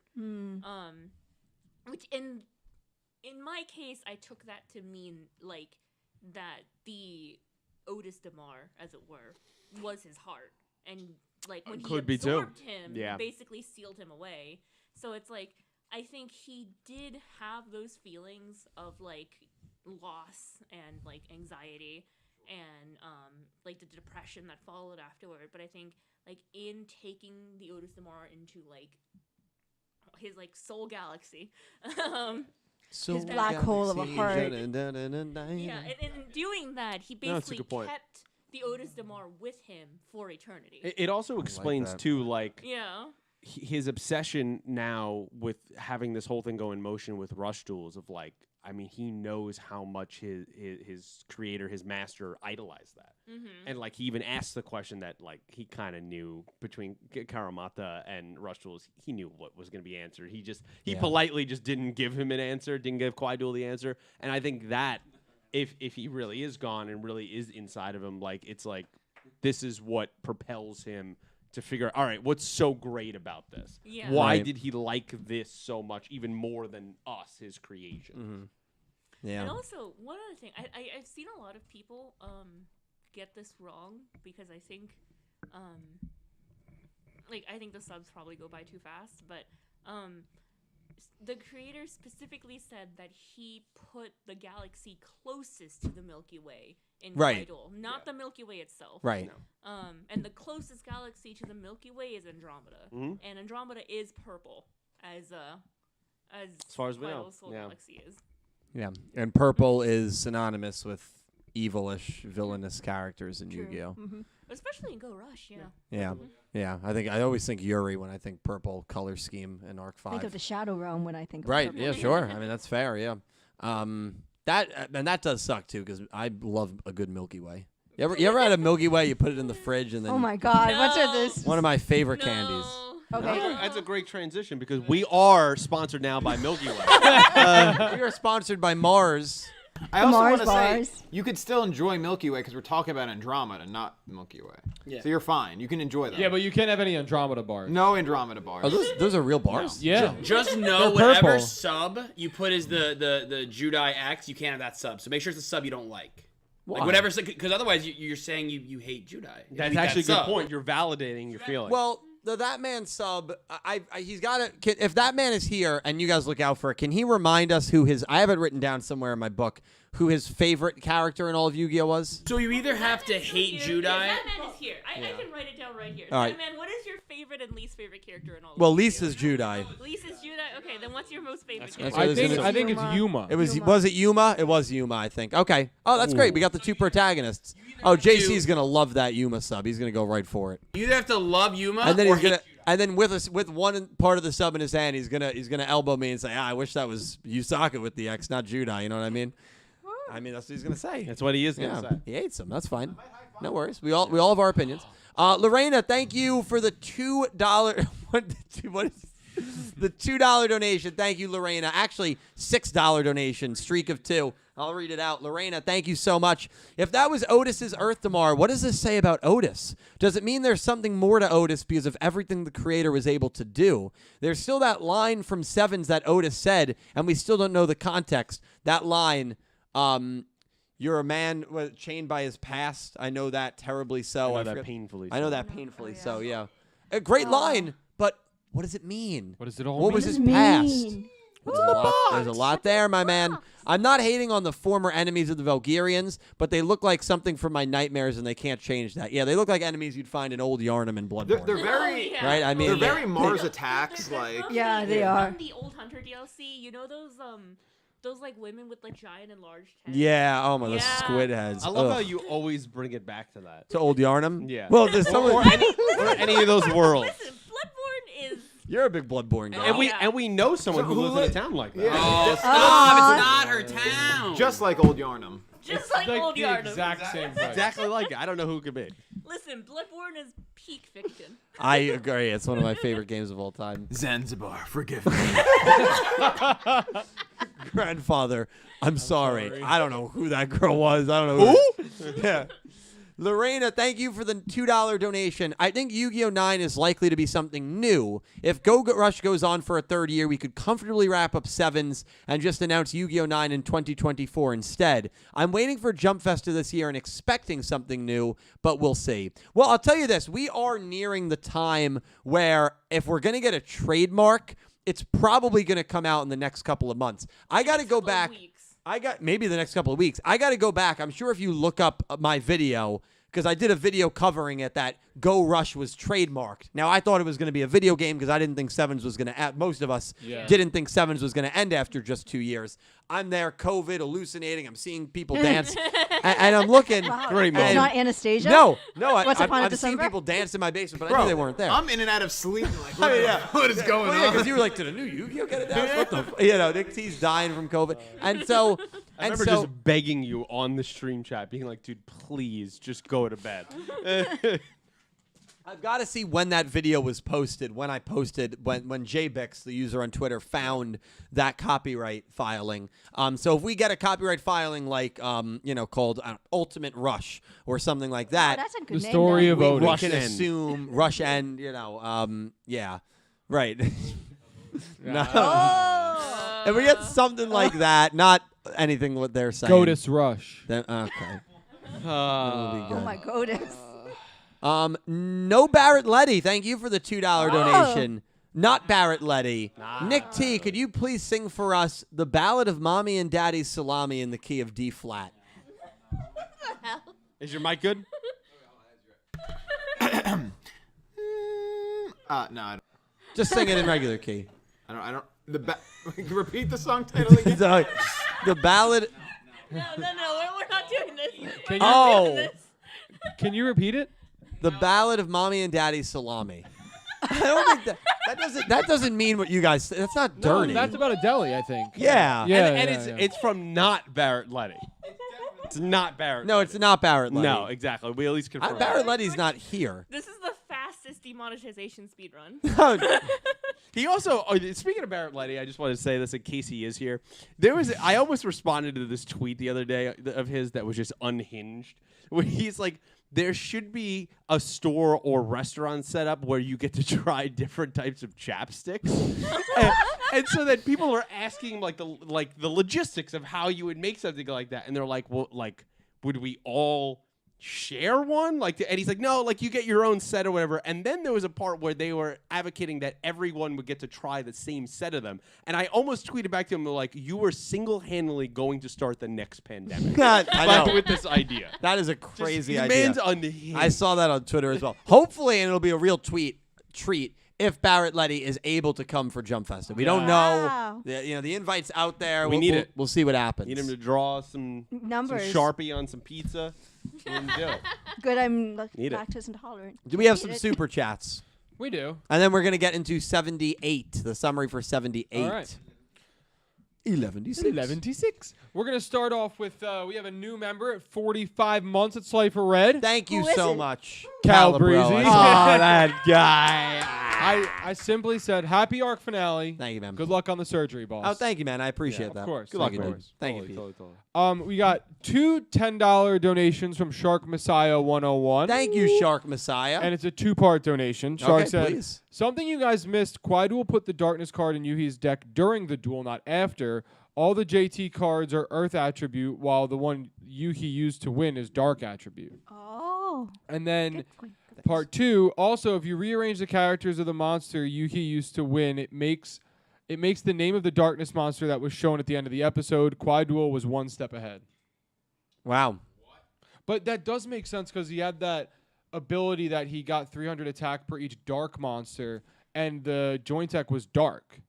And that's not usually the case. Yeah.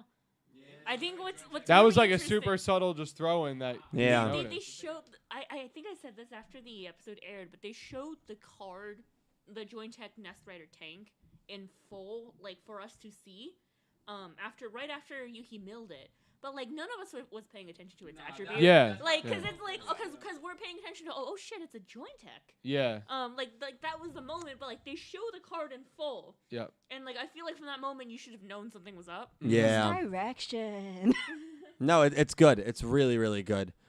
Dark Emperor J, thank you for the 100 bits. I did miss this one. Random question. What if you could manifest your dream shoes, but you have to wear them every day and they have a 75% chance of getting dirty? Which shoes will you pick? Very, That's all shoes. Very, That is all shoes. yeah, all shoes. very easy answer for me. I've worn the same pair of shoes for the last 12 years. I don't care about shoes Damn, at they all. must be crusty. Yeah, Is it a type of shoe or the exact same shoe? same shoe. How does it stay together? Well, it's not doing well if you look at it. Yeah, I'm not You surprised. are like you're so unique in the things that you'll spend money on and the things you will be so cheap on. And I love that about you because it makes you so fascinating when we're friends. It He's a really creature. is. I'm happy I can. It make really it like fascinating. it's just like you'll be like you go out, oh, Exodia statue $700.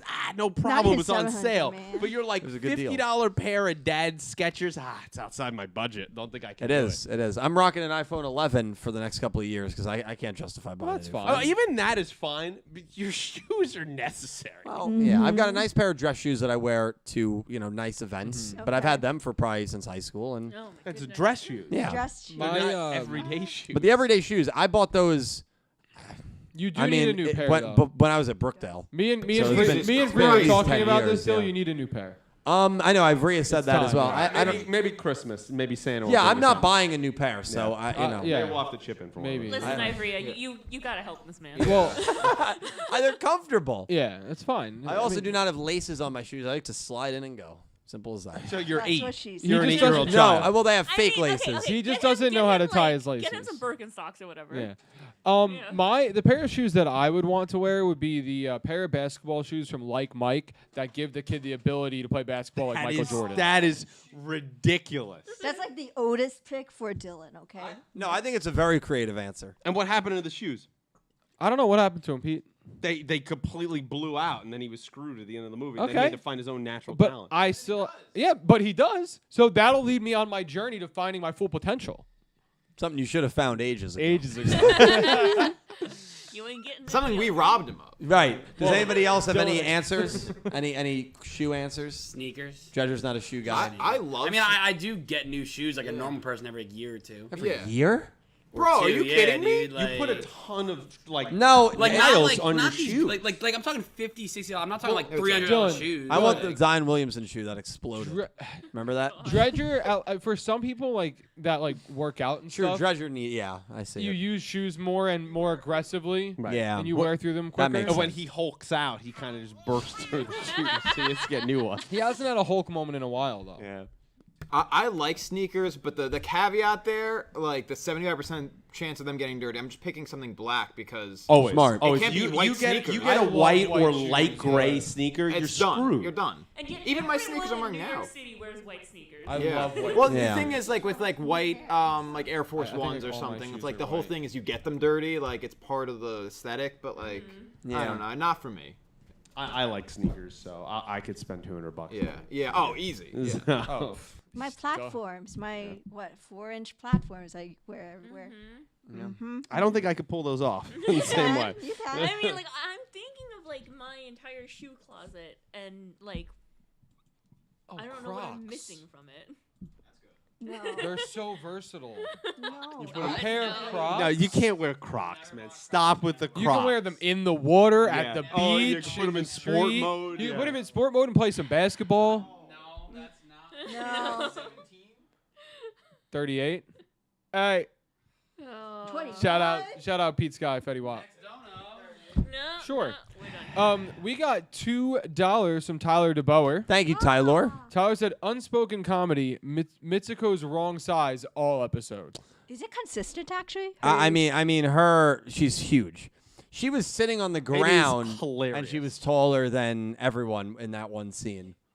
I love Mitsuko, but yeah, that's if there's one thing that her size does seem inconsistent because she's supposed to be what 3 meters, right? 3 meters, yeah. She's like Sometimes 11 she's feet, double she's the 20 height. feet. Yeah. And 3 meters is Yeah, gigantic. yeah. Like, but That's like a no, little under 10 that's feet, not. right? No, it's because it's 9 feet. That's Yeah. like Like, 6. Yes, normal. She, I think her 3 meters translated to Like feet 9 and and inches is 9'10". Yeah. Exactly. You Whereas said like it sometimes so she's casual. double She's just below the Yugioh's. rim. Yeah, she's below Just- 10 just feet. below the No rim. big deal. Yeah. Well, again, we'll see what happens with her. Might be a character that debuts in '91. That'll Stop. be really interesting. Stop. Oh, Spring Hill Jack. The Jumper. Yeah. Maybe Well, they'll that's a maybe good they'll play that episode song. name. I wish you would step back from that ledge, my friend. Now, if he friend. sings that to Mitsuko, I think he's in good shape. Oh my. Now, is that before or after he jumps 40 feet to impress her? Every time it increases of how high he goes. He's actually He's the jump man. He's actually only going to be like 3 feet tall, but he jumps up to like kiss her on the cheek and then jumps down. That would be. Aw. Aw. We'll see what happens in 91. But Kind of you like know. Jiminy Cricket size. With I like the said, top Bridge, hat. Bridge, look at me right now.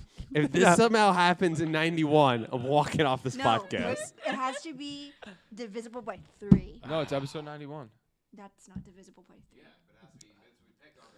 Yeah, I randomly said that episode number, so it has to be But on that. Tyler, big Mitsuko fan. Thank you, Tyler. Thank you. Appreciate you, my man. We got $5 Canadian from Dylan Peddle. Dylan Peddle. Thank you, Dylan. And Dylan said, glad it seems Quaiduel didn't get redeemed. Yep. I don't see anyone being the final villain except him unless some plot twist is coming up. Yeah, it seems like that's where a lot of opinions are right now. We got 2 arcs left, and it seems like they might be gearing up for him to be the villain, the main villain. So I don't think he will be. I don't think he will be. I don't know if you guys think he's definitely going to be, or if you think you're D'Amato. leaning towards. Wait, I spaced out I mean, what? the I thing think is- there's going to be another twist. I don't see how he's going to stay the main villain for another like 25 episodes. Damamu. I think there's got to be something else at play. I Nick can T. see where you're coming from, but at the same time, I think maybe there might be like another character behind the scenes or something like that, right? Yeah. But I think he's still going to be part of like the main villain, quote unquote, lineup duo, whatever they want to do. The team. I The agree team. with that. Yeah, I agree with that. Because I think like with how they linked him to everything in this series, like, and I legitimately mean everything. Like, he's the one that made Yugioh go to Earth, and because of that, Yuga made Rush Duels. And because of that, like everything else happened. So like, and he's the one who turned Nyandasar into a cat / card, and he's the one who sent Udius to Earth. And Yeah. it's like Mess with he Phaser. is behind everything. Yep. So far that I can't see him as not a final villain. No, that's fair, and I think that's why, because you kind of said it after the watch along. You were like, I feel like they're probably leaning that way. I just feel like somebody or something else is going to be at play. The only other option is the creator. To me, at this point, if there honestly is only 2 arcs left, bring in like a completely different new character. Can't do it. So if you want to not have it as Quaiduel, then it has to be the creator. Instead. Well, but I don't know if you bring in a new character in like mid 80s and give him like 15 episodes. Yeah, but like you just, as Ora just said, you just tied Everything, single yeah. thing to Quaiduel. Yeah. If you didn't do that, sure. Yeah. But you just did that. Yeah. So like now, how could you have a character come in with more importance and more of a threat than someone Yeah. who's been literally the narrator orchestrating 80 episodes of the show? Yeah. I don't know. I think there's going to be some think twist. That's also part of the reason why I was very confident he was not going to be redeemed. Yeah. Like I know everyone was like, oh yeah, this is Bridge, he's going to be redeemed, but I think like after fooling us for 70 plus episodes, him being the narrator from the start. Yep. And Yeah. like this whole stretch of time, everything that happened is because of him. Like down to even Yuga creating Rush Duels in the past is all because of him. There was no way they were redeeming him. And I did not believe for a second that he was going to be redeemed. Yeah, if they did, the show would have became a train wreck. So I'm happy they didn't, because but you put all of that on him, and then if you do, and I didn't either. I mean, there were a couple people in my Discord that were worried about that. And I didn't, and I wrote back and I said I felt pretty confident that it wasn't going to be the case. I still get why people had that fear because of the past arcs we've seen with Go Rush, Sevens. With Sevens, it was, I mean, they lost like 8-10 episodes due to the pandemic. Correct. So it's like Correct. they had to wrap that up, and Yeah. some things had to be left behind. Yeah. So that was just unfortunate. It was. And I mean, like, they had a case with Yugioh, right? Yeah. Or not a case, but like an example of why that wouldn't Yeah. happen with Yugioh. Yeah. Because it's like, he was the villain of Arc 1, but he stayed the villain of the entire season 1 because they didn't redeem him after Arc 1. Right. Yeah, I mean, really, it was the duality of the two villains that we had, where Yugioh I thought was masterfully done, and then Phaser was done. It felt very quickly, and But then, and then this arc, they're like, well, that's because Phaser this entire time was being manipulated by this guy. Quaiduel. Yep. Yeah. It also, I'm sorry, Cal. Oh, I was just gonna say, and they could have. I'm sure the worry was that they could have handled Quaiduel like Phaser, in which they could have been like, oh, well, the creator. Well, and I had think it. that was, I think a lot of concern was Yeah. probably recency bias, because we had just seen it in the last Yeah. arc. But right, we had But- the example of Yugioh But in the whole with previous the season. looming, Yeah. with the looming creator threat, right? That too. Everyone's That thinking too. like, They're Yes. just gonna say the creator told him to do this, and that's a route that I think Well, And was. he's just a jobber for 6 episodes, and then he's gone. The thing is, though, like, Yeah. even before this final episode, we knew the creator had been out of his life for a while. Yep. I mean, Yeah. that's the reason why he decided to leave Velgear, and seek out Rush Duels. And I mean, he even says it was his first time ever leaving Velgear. Yeah. I was like, can you imagine being that old, creating an entire race and not even seeing the universe, right? Yeah. But I like the creator had been out of his life, and even he said like himself that like this is kind of like his thing, it's his plan. And they were looking for the creator to stop him, and that's when it signaled to me that like the creator isn't behind this. Yeah. It's all Quaitel. It's all Yeah. him. Well, and that's where Good Guy Otis originated from, because Yeah. if they're looking for assistant, and now back then we thought the creator was Otis, of course. Yeah. That wasn't the case. But anyway, What I was gonna say too, Yeah. just quick, is Yeah. that the phaser stuff. I think it's because we had the 2-year gap, and he was the villain of that whole time, but we as the viewer did not get to witness that.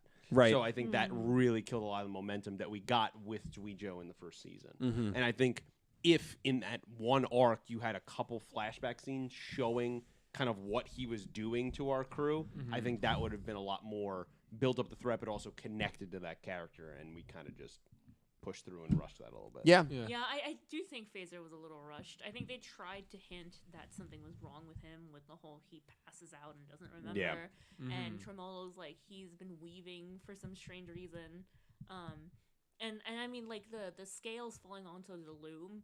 I mean they kind of look like tears, like that, like he doesn't want to do what he's doing, sort of thing. He's being forced. But I mean like, but they didn't really convey that effectively. Yeah. Yeah. I got the next one. Dylan, thank you. Yeah, of course. Ready? So Yeah. we have what Natalie asked said she was going to donate. We have $40 from Into the Brains with her pro tag list. Oh, okay. I want to take a shot at it. All right, so we're gonna go from her least favorite. She has all 9 listed. Her least favorite to best. So we go number 9. Natalie, I want to first of all say thank you for the very generous super chat. Number 9, that doesn't Yeah. make sense. There's got to be one in there that, because we have 8. No, we have 8 protagonists. So she's got to have somebody in there that's not normally a protagonist. So you just got to tell me who that is. Okay. Well, she has Yuhi and Udius. Okay, so that's what it is. Okay. I'm gonna guess number 9 is Yuma. Yuya at number 9. Yuya. I guessed it right. You did guess it right. Yuya Yeah. at number Everyone 9. hates R5 except for me. I love Yuya. Yeah. Number 8. Number 8, I'm Yuma. gonna guess Yuga. Yes. I know she Number liked- 8 is Yuga. Really, yeah. 2x2. Oh, 2 of your favorites. Yeah, two of my favorites. Well, I know her number Yeah. 1 is gonna be your least favorite. So it's just, Oh yeah, her number 1 is gonna be my least favorite. I love it. Polar opposite opinions. It's Number 7. good. Number 7, I'm gonna go back to Yuma. Nope. Yugi Atem. Okay. Number 7. Okay. Okay. It's a little low, but okay. Number 6. Number 6, I'm gonna say Yuhi. Nope. Judai Yuki. Wow, low. Okay. All We're right. getting the love, man. Number 6. Well, that man is Ew. number 8,000. How many Yeah. characters? Never getting the love, man. Carried the entire show. Okay. I love Number Judai. 5. Number 5 is gonna have to be Udius. Yes, Udius is number Hey, 5. ding, ding, ding, ding. Boom! Sniped it. Well, you're Beautiful. running out of Pete. You have to come on. I know. man. I know. mean, I'm you just know. saying names. Well, you Got also a know number 1. 25% So, chance. you know. Yeah. Number 4. Number 4, I'm gonna say is Yuma. Yes, Yuma's number 4. Okay. Oh, she's got Yuhi high. Number 3. Yuhi? Yui. I just can't think of. I mean, I know who's 1. Number 2 then would have to be Yusei. Yep. Yep. And number 1 is Yusaku. Yep, that would be great. I would flip that completely. Really? Like the whole list. She also says Yui counts as he has a hero's journey. Well, listen. Yeah. Yuhi has had a great journey. Now, And you said Chadhi. Yuga on there. She said, right? number 8. But Yuga is 8. where's Luke? Protagonist of the show. Well, Oh, wow. I Hey, Come on there. come on. I would flip that completely upside Yeah, down. I was Although I would Upside put down. Yusaku higher than Yusei. So Yusei's your least favorite.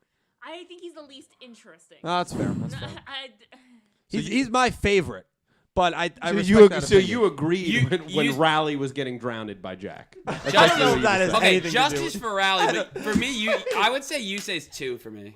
Yusei's Judai's 2. 1. Judai's 1. Yeah, that's my same 1-2 Yeah, combo. Judai, Yusei. Yep.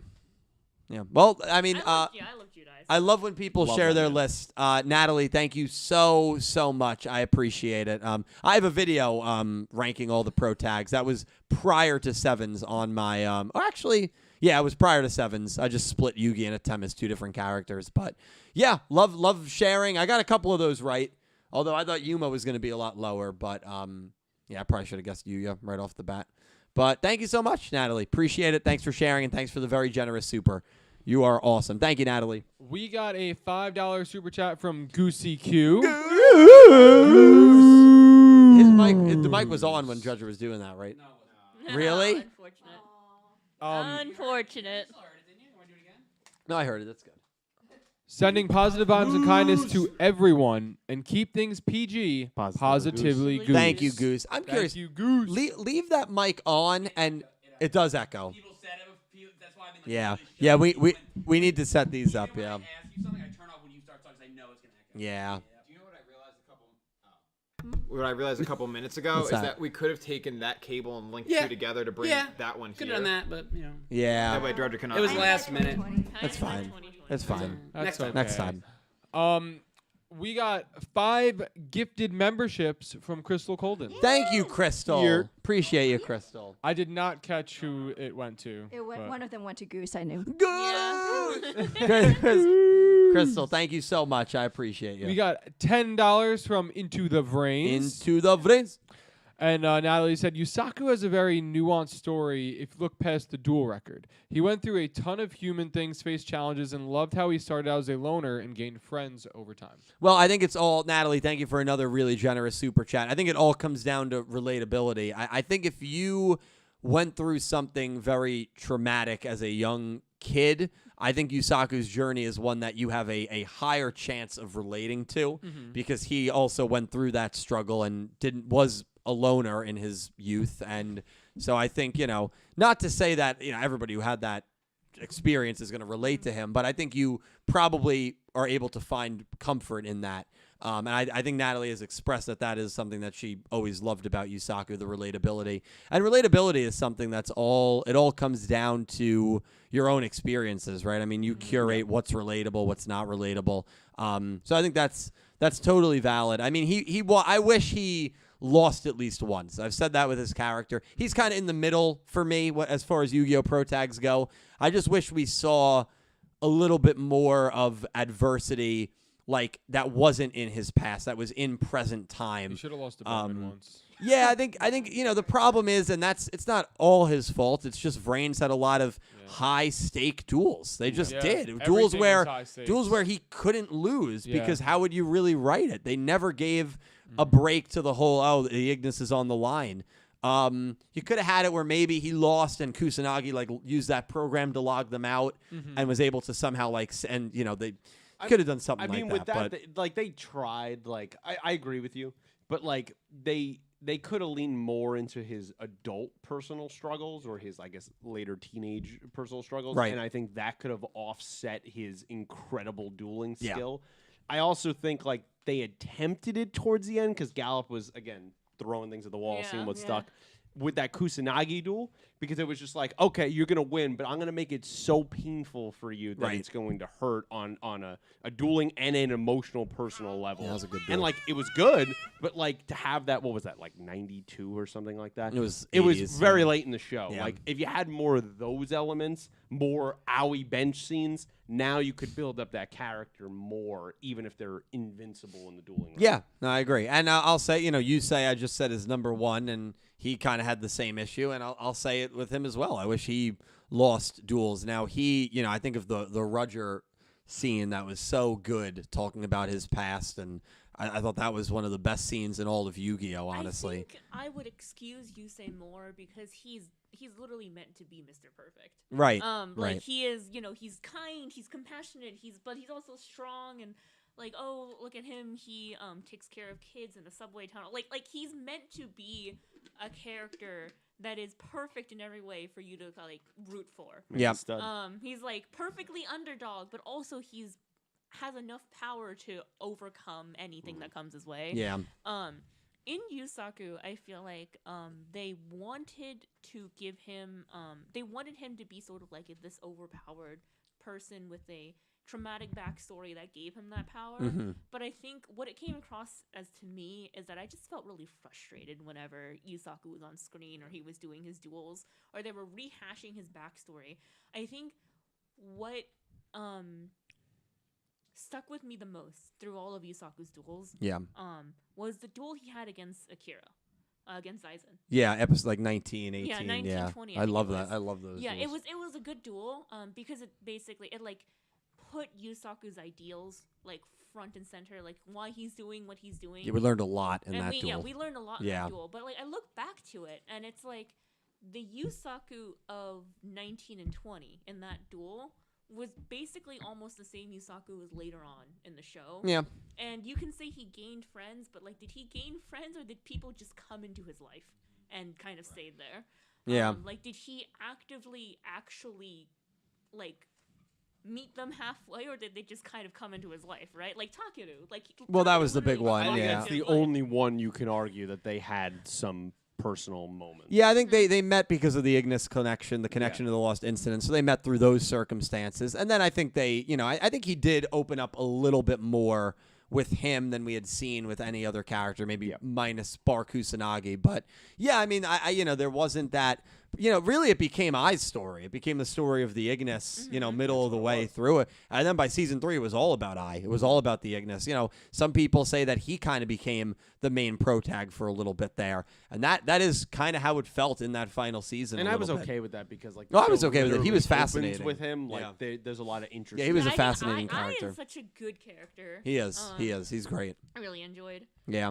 But yeah, no. For me, as someone who should be able to relate to Yusaku, I just felt frustrated when he Yeah. was on screen. No, that's 'Cause fair. He was being so stubborn to everyone trying to help him. Yeah. And he was actively rejecting everyone's offer of help.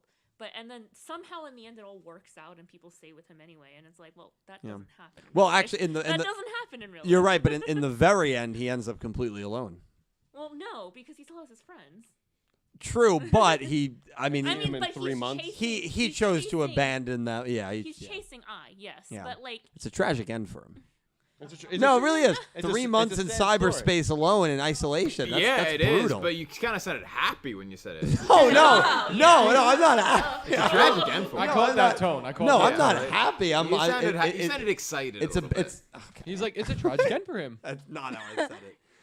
No, that's not how I said it. But yeah, I mean, listen, you can, that's the get beautiful it? thing. The one, if you feel character A, if person A feels character 1 is relatable and person B doesn't, that's the beautiful thing about media, right? I- We can I- we can interpret things I completely feel that way in differently. Duel Monsters from what I've watched. Of like, it's hard for me to relate to Yugi, like Yeah. him, or even Atem. Like I'm like, I don't know. It's tough for me to get totally. I'm more invested in like Joey. And, Joey's one of my favorite, in all of and- Yu-Gi-Oh, and- one of my and, favorite like, characters. Tristan or Jinoji, like whatever you want to say. Like I like those characters in some ways more. Yeah. Like I could respect his dueling prowess, Yugi, but like in terms of me connecting with him, like maybe it's the age difference. Like I can't. Like there's Yeah. not that connection there. No, I get it. Listen, we joke around about the character a lot. A character that a lot of people love from Yu-Gi-Oh! Arc 5 is Shingo.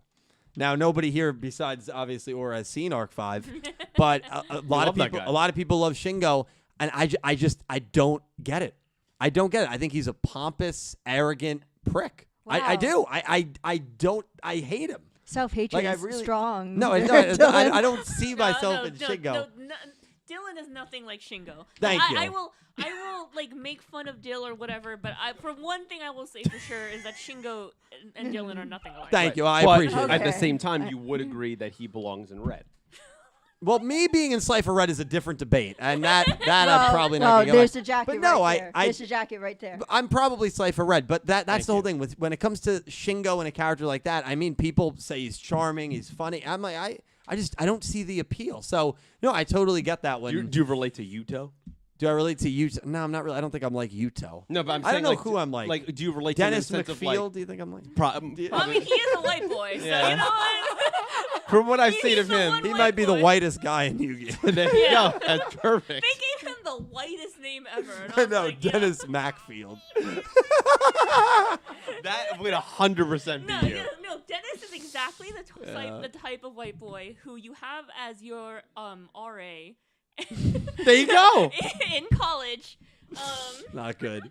That's you. Now he betrays everyone. Literally, exactly. literally every single person in You're that telling show. me if a hefty sponsorship came along, but you had to drop us. Right, You wouldn't do We're it? getting I a mean- glimpse into our future. I mean, he betrays academia. He betrays he betrays everyone, and then he ends up taking his own life. So, That surgery is going to change you. Yeah. all right. Are you okay, bro? No, he's Dude, not. He's dude, not. Do you need to talk, man? Let's move on. Can I keep going? Yeah, here? please, All right. please. We got $10.01 Canadian from Pick Rick. Thank you, Pick Rick. Pick Rick said, hyped Chadhi getting both the power bond and the polymerization moment, and also racking up the end of Arc W. But they couldn't just let him have his roses. But I'm interested to see where this goes. Yeah, Chad, Yep. huge win for him. Obviously, something is looming in the background, what but yeah, cost? it was a great moment, and we'll see where it goes. Really good moment. I'm Thank you for the excited. super. Yeah, me too. It keeps Yuki relevant. Like they built him up for nothing. You know what I mean? It And keeps his Quaidul, relevancy. yeah, and Quaidul. Yeah, I'm, and So- I'm Quaidul. excited for Bad He, dude. Brian, thank you, Brian. Baddie. Can I read? Can I read? Sure. We have $4.99 from Crystal Colden. And how much have I enjoyed Darkness Yuhi and Joint Tech Tyrant? Oh, about 14 sketches in 4 days, Wow. and 8 sketches before subs became available to me. Yeah, Crystal, thank you so much. I'm sure when you caught wind, whether it was prior to the official subs being released or after that, he might be possessed. I mean, it looks like he's going to be controlled here by Quaidul next arc. I know you were probably very excited. Crystal's been talking about Darkness Yuhi arc. I feel like since arc 2, right? Like, I mean, back before Possession and Darkness was even a thing. So, like, that's freaking awesome. I'm happy for you, Crystal. Thank you.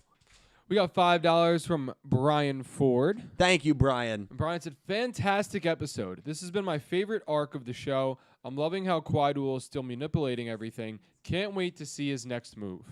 Yeah, thank you, Brian. I mean, I think it's great that he's still around. I think it's great that we're getting a conflict that started in arc number 6 that will continue in arc number 7. I mean, that's rare. You don't often see that with Rush Yu-Gi-Oh, where a conflict is going to continue through arcs, like directly. It feels very, very direct. So that is really good because the Yugioh one was kind of segmented with arc 1 and then arc 4. So even though he was kind of there in 2 and 3, but he was, kind of He the was beat bacon. plot. Yeah, he was bacon. He's And opened up the bakery. Yeah, He's out there yeah. bacon.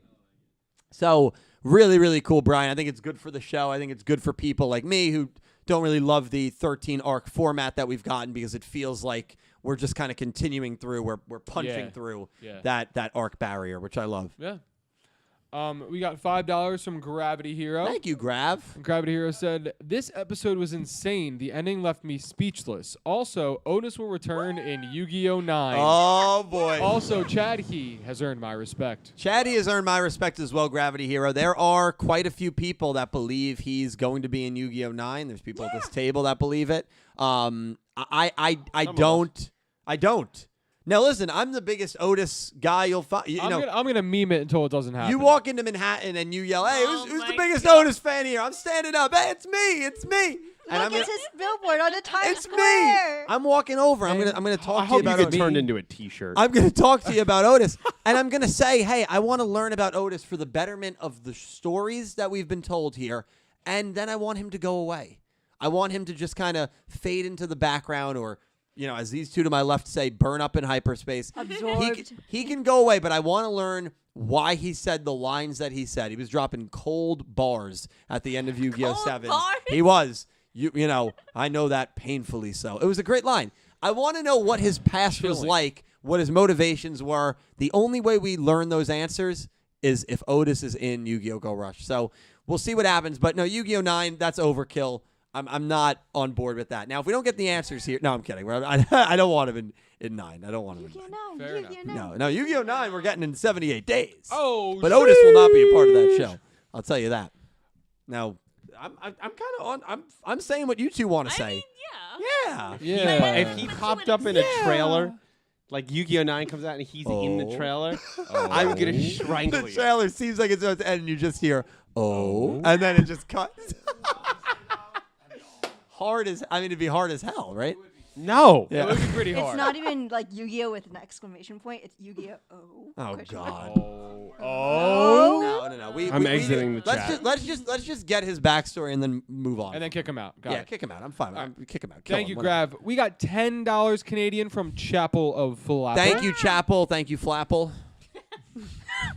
And then go on. Read the donation. Yeah. What if Quaidul's plan is to turn everyone into game pieces to make a greater game than Rush Duels, in hopes that the creator loses interest in Rush Duels and chooses him and his race over it? I actually kind of like Kinda that. that one too. Yeah, I like that one. Yeah, I do like that. I don't think Wanna that's play the a route we'll game? go, but I mean, if Quaidul does have some sort of jealousy, maybe even a little bit of resentment that the creator chose Rush Duels over Karatamada, which I think he pretty much did. I mean, no answer is an answer. He's hurt by that. Yeah. I think maybe him wanting to create his own game to, like, in some sort of weird, twisted way, like, prove his worth or his value prove myself, Father? to the creator, to his master, right? He refers to him as master. I could see that being the case. I think that would be pretty cool, and I like that theory a lot, Chapel. I don't think it's the direction they'll go, but I do like it. It's a good one.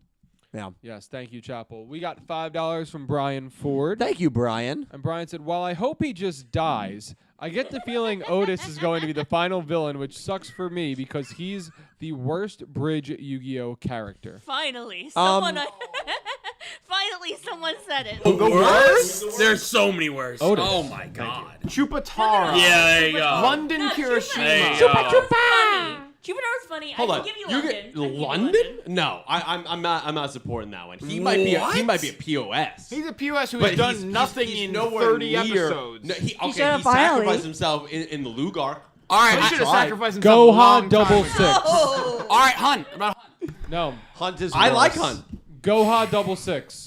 Worse. Yeah. There that's is worse. nothing Okay. worse Yeah. than the No, disappointment And that I know, was Goha I know double that six. hurt you from a corporate level, but like in the terms of the actual, I hate wearing a suit and tie now. Stop. I don't even want to. We're poking innocent fun at the foibles of office life. Wobbles. That's a great I word. wanted someone to complain about water cooler chats and all these other things. do you have those at work? Very occasionally. There are worse characters than Otis. There are not worse villains than Otis. I will give you that, Brian. Right, if you look at the end of arc villains, right, like Yuo, Gohai Yuga, Asana, they're all better than Otis. Yeah. And then you look at the ones in Go Rush, Phase, even though I didn't like Phaser's End, but Phaser, Yugioh, and now Quaidul, all better than Otis. So I'll give you that. He's the worst villain, which that still, I think, puts your fear pretty valid, because if you feel he's going to be the final villain, well, he sucks as a villain. So Yeah. I get that. Yeah.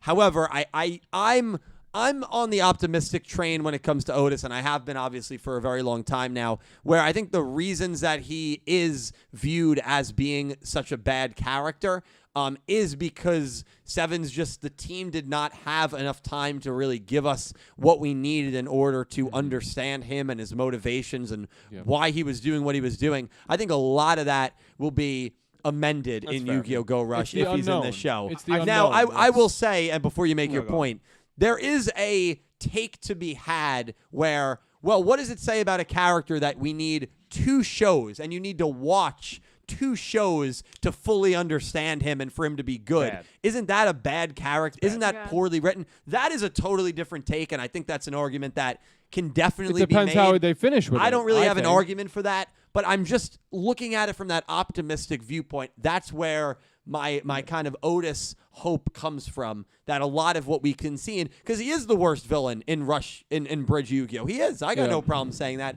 I think that can be amended though, and that's where my optimism comes in. I think that it's just the length that it takes for you to get through Otis, right? If it is 2 full shows, that can either make his character that much better or that much worse, depending on how they finish with Yeah. it. Because Fair. if all of a sudden in the last like 8 to 10 episodes, right, Otis comes in and he's the guy, like he's your villain, he's got, you get everything out, and like Yuga's there to kind of help tell the backstory. So you have like Yuga and Otis in a scene where you get all this backstory, right? Yep. and the group is there with them, and then all of a sudden you're like, wow, they needed to wait until this moment to bring this up so that this could happen. Otis was built up for so long, and it all makes sense. And then that's your optimistic view, right? Yeah. Where you're like, holy crap, he is a villain. Yeah, he wasn't great in Sevens, but when you tie it all together, this is a really good story. You know what's I crazy? And it just hit me, and I'm sorry. Oh no, go on. Otis is Yuga's father. That's. Think about it. We're He's not confirmed watching- human. I mean, that's crazy. Nobody. Right? He's the father of Elgarians, but not Yuga.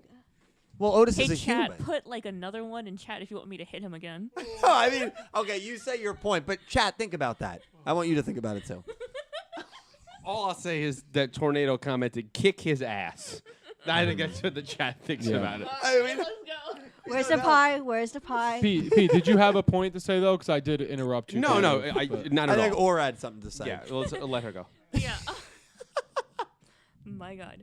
I don't want Otis to be the main villain because I don't want someone from Sevens to be the main villain of Go Rush. I want Go Rush Fine with to that. have their own original villain, which Quaidul is. Yep.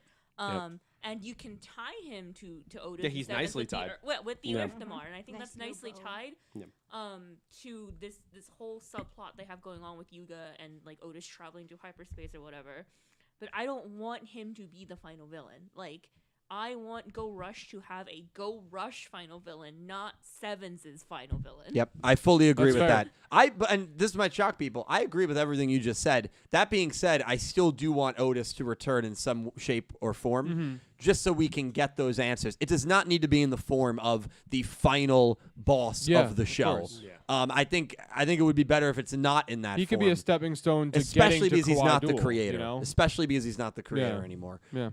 But it doesn't change. I still do want him to show up. And Sure. I don't know. Otis is Yuga's dad. I don't know. All right. I got to think about We're that. gonna let that I want to one bring in go. the guys off behind the camera. I mean, what do you think about that? Exactly. Yeah. Okay. All right. Good talk. Good talk. Good talk. Perfect, Good talk. sorry. Good talk. Yeah, thanks I for thought it that was comment there, Dill. We got $5 from Gravity Hero. Thank you, Grav. And Grav said, also, I didn't watch it, but I saw a video saying that Sevens hates the fans, and I had to laugh because of how wrong it was. I think I know who may have done that video. Maybe.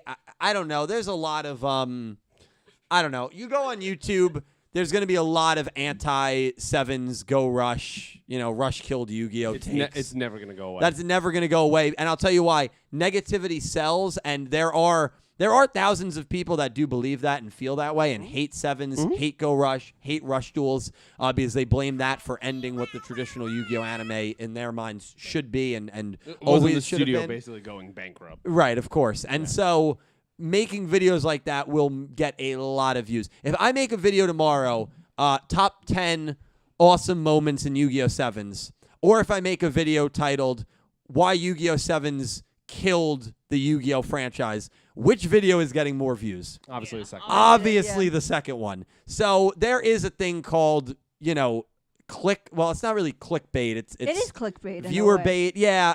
No, there is a term for I it can't of think just of the breeding term. negativity. Like, yeah, it is a thing. I can't think of the term. So a lot of people are going to make, whether they believe it or not, they know it's going to rile people up on both sides. Because if you love the shows, you're going to click the negative videos to try to see the other side of it or to defend the shows that you love.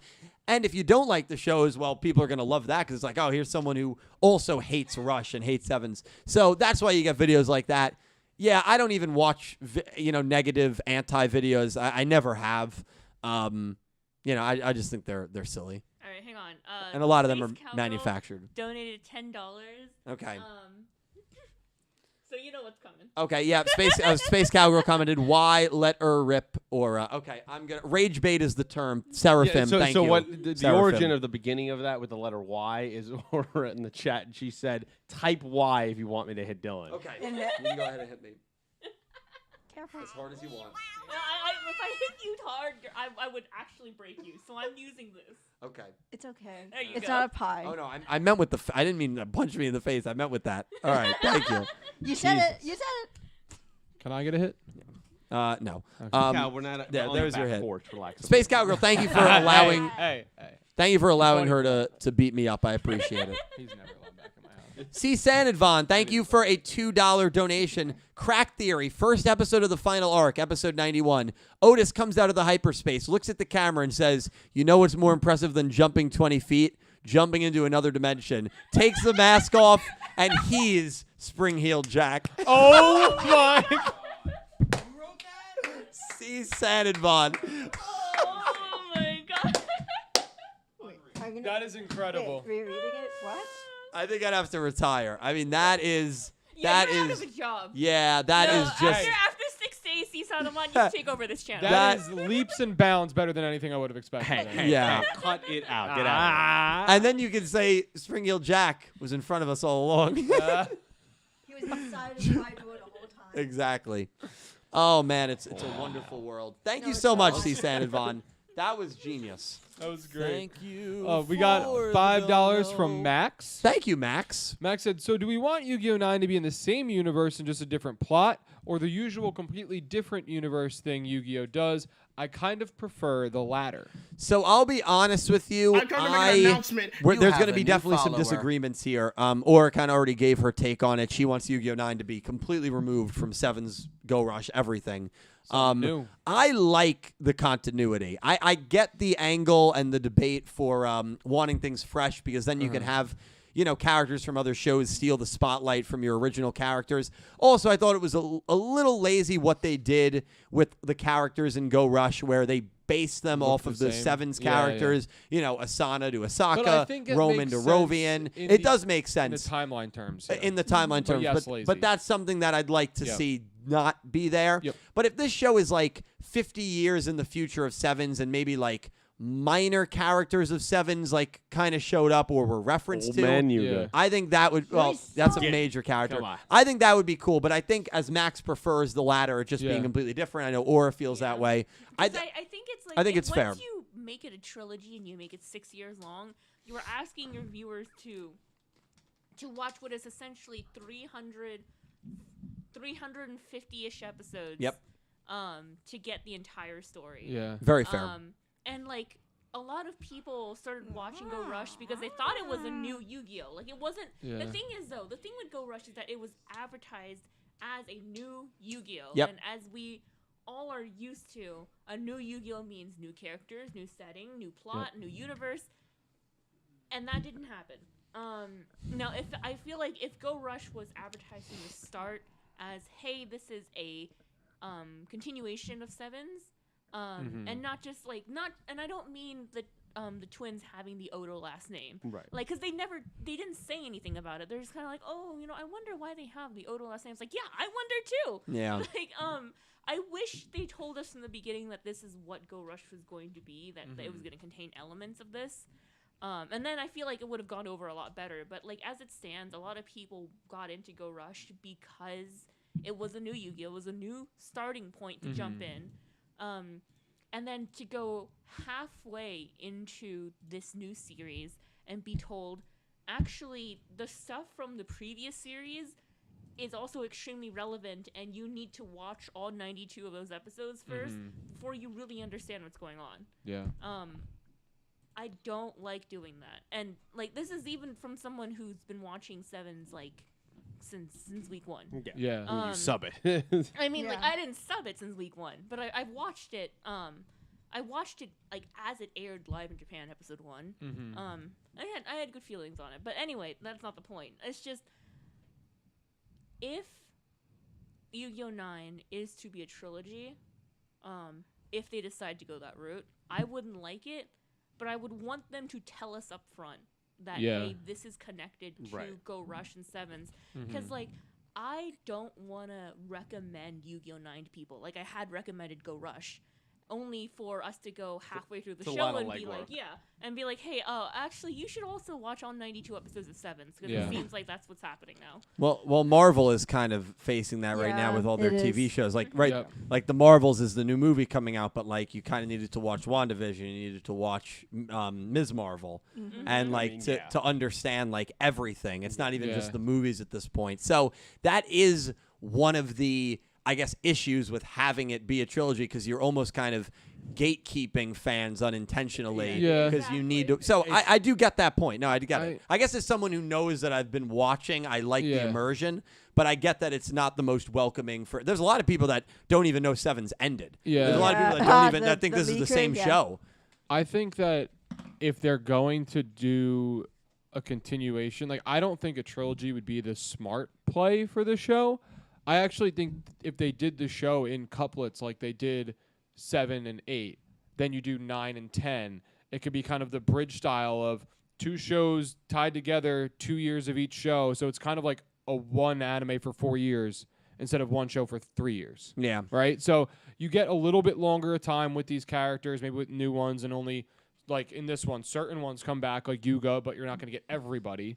But I think if you do the next 9 is a new one and then 10 is some sort of correlation to that show, I think it would make a lot more sense than trying to do a trilogy. Yeah. Some kind of bridge.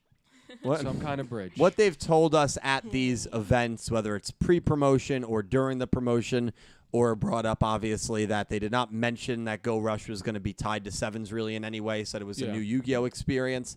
I mean, don't forget before Yu-Gi-Oh! Sevens was announced that they said Yu-Gi-Oh! Sevens or the 7th Yu-Gi-Oh! series was going to be a project that would honor 20 years of Yu-Gi-Oh! Yeah. And that wording, whether they intended for it to be or not, got a lot of people excited that it was going to be like something big, and then it like completely changed. You know, you changed the Yeah. game, you changed studios, you changed the aesthetic, and that promotion, I think they really kind of shot themselves in the foot. Yeah, absolutely. It was like So- happy 20th anniversary. We're changing everything. Yeah, right, right. And it should have, and all they had to say was like, Yu-Gi-Oh! 7's in the works.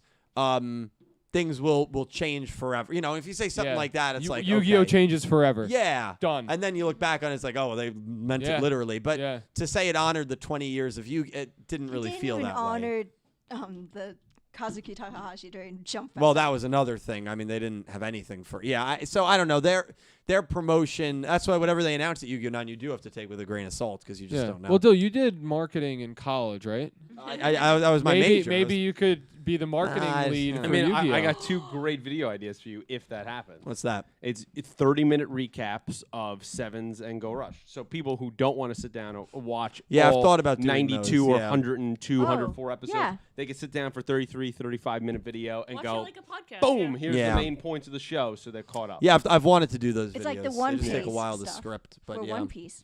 Yeah. All right. I listen. better get a lot of views. No, I'm Yeah. sure it would. It's Yeah. a great idea. Great job for your Dill, do follow-up. you want me to keep going or do you want to get into summaries? Let's do summaries real quick and Okay. then we'll finish it off. Episode 78. This is a newer summary, so we're gonna read that. Yeah, spoilers. They're actually Spoilers. Damamu versus who's We dueling? don't know. Oh, we don't know. Okay, so we're not gonna do a prediction then. I'm gonna use the restroom. These guys will read the summaries. I will be back in about 3 minutes. Got you. Thank you all so much for being here.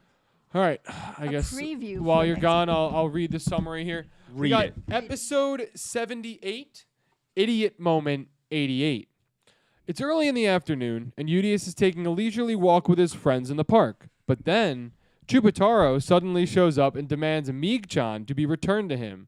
Meanwhile, Damamu is reveling in fusion. Mutsuba Town has gone back to normal after the end of the Galaxy Cup, but Yuhi can't help but feel that there is something off. About him. About him, about them, about us. About Timothy. Chadhi. Interesting. I'm excited for that. Because it has the comedic like beginning of the arc episode, obviously with Chupataro and Meeg-chan, and then Yeah. Dumaru reveling in fusion.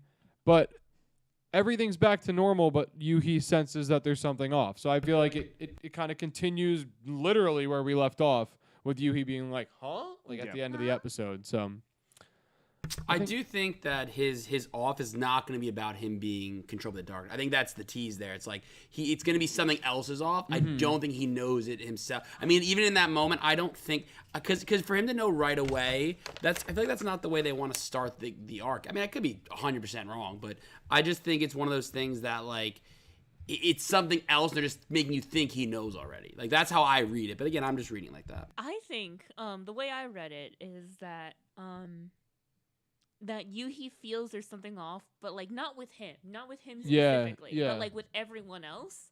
And I think that's what's gonna lead to is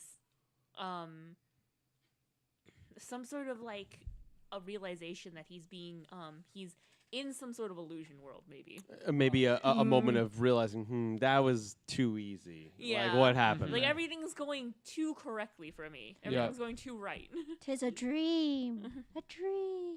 A nightmare. Oh. Could be. I don't know. I think about like his shocked face at the very end of this episode, and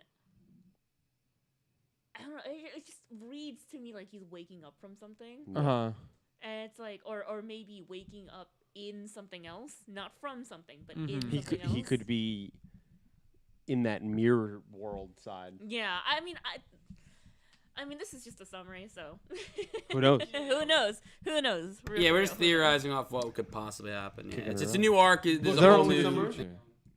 I believe that's the only one. Dylan didn't mention another one. Nope. Cal, go to the donuts. So- Go to Donuts. the dono. So while we wait for Dylan, I will jump back into a couple donations here. We got $2 from Gravity Hero. Thank you, Gravity.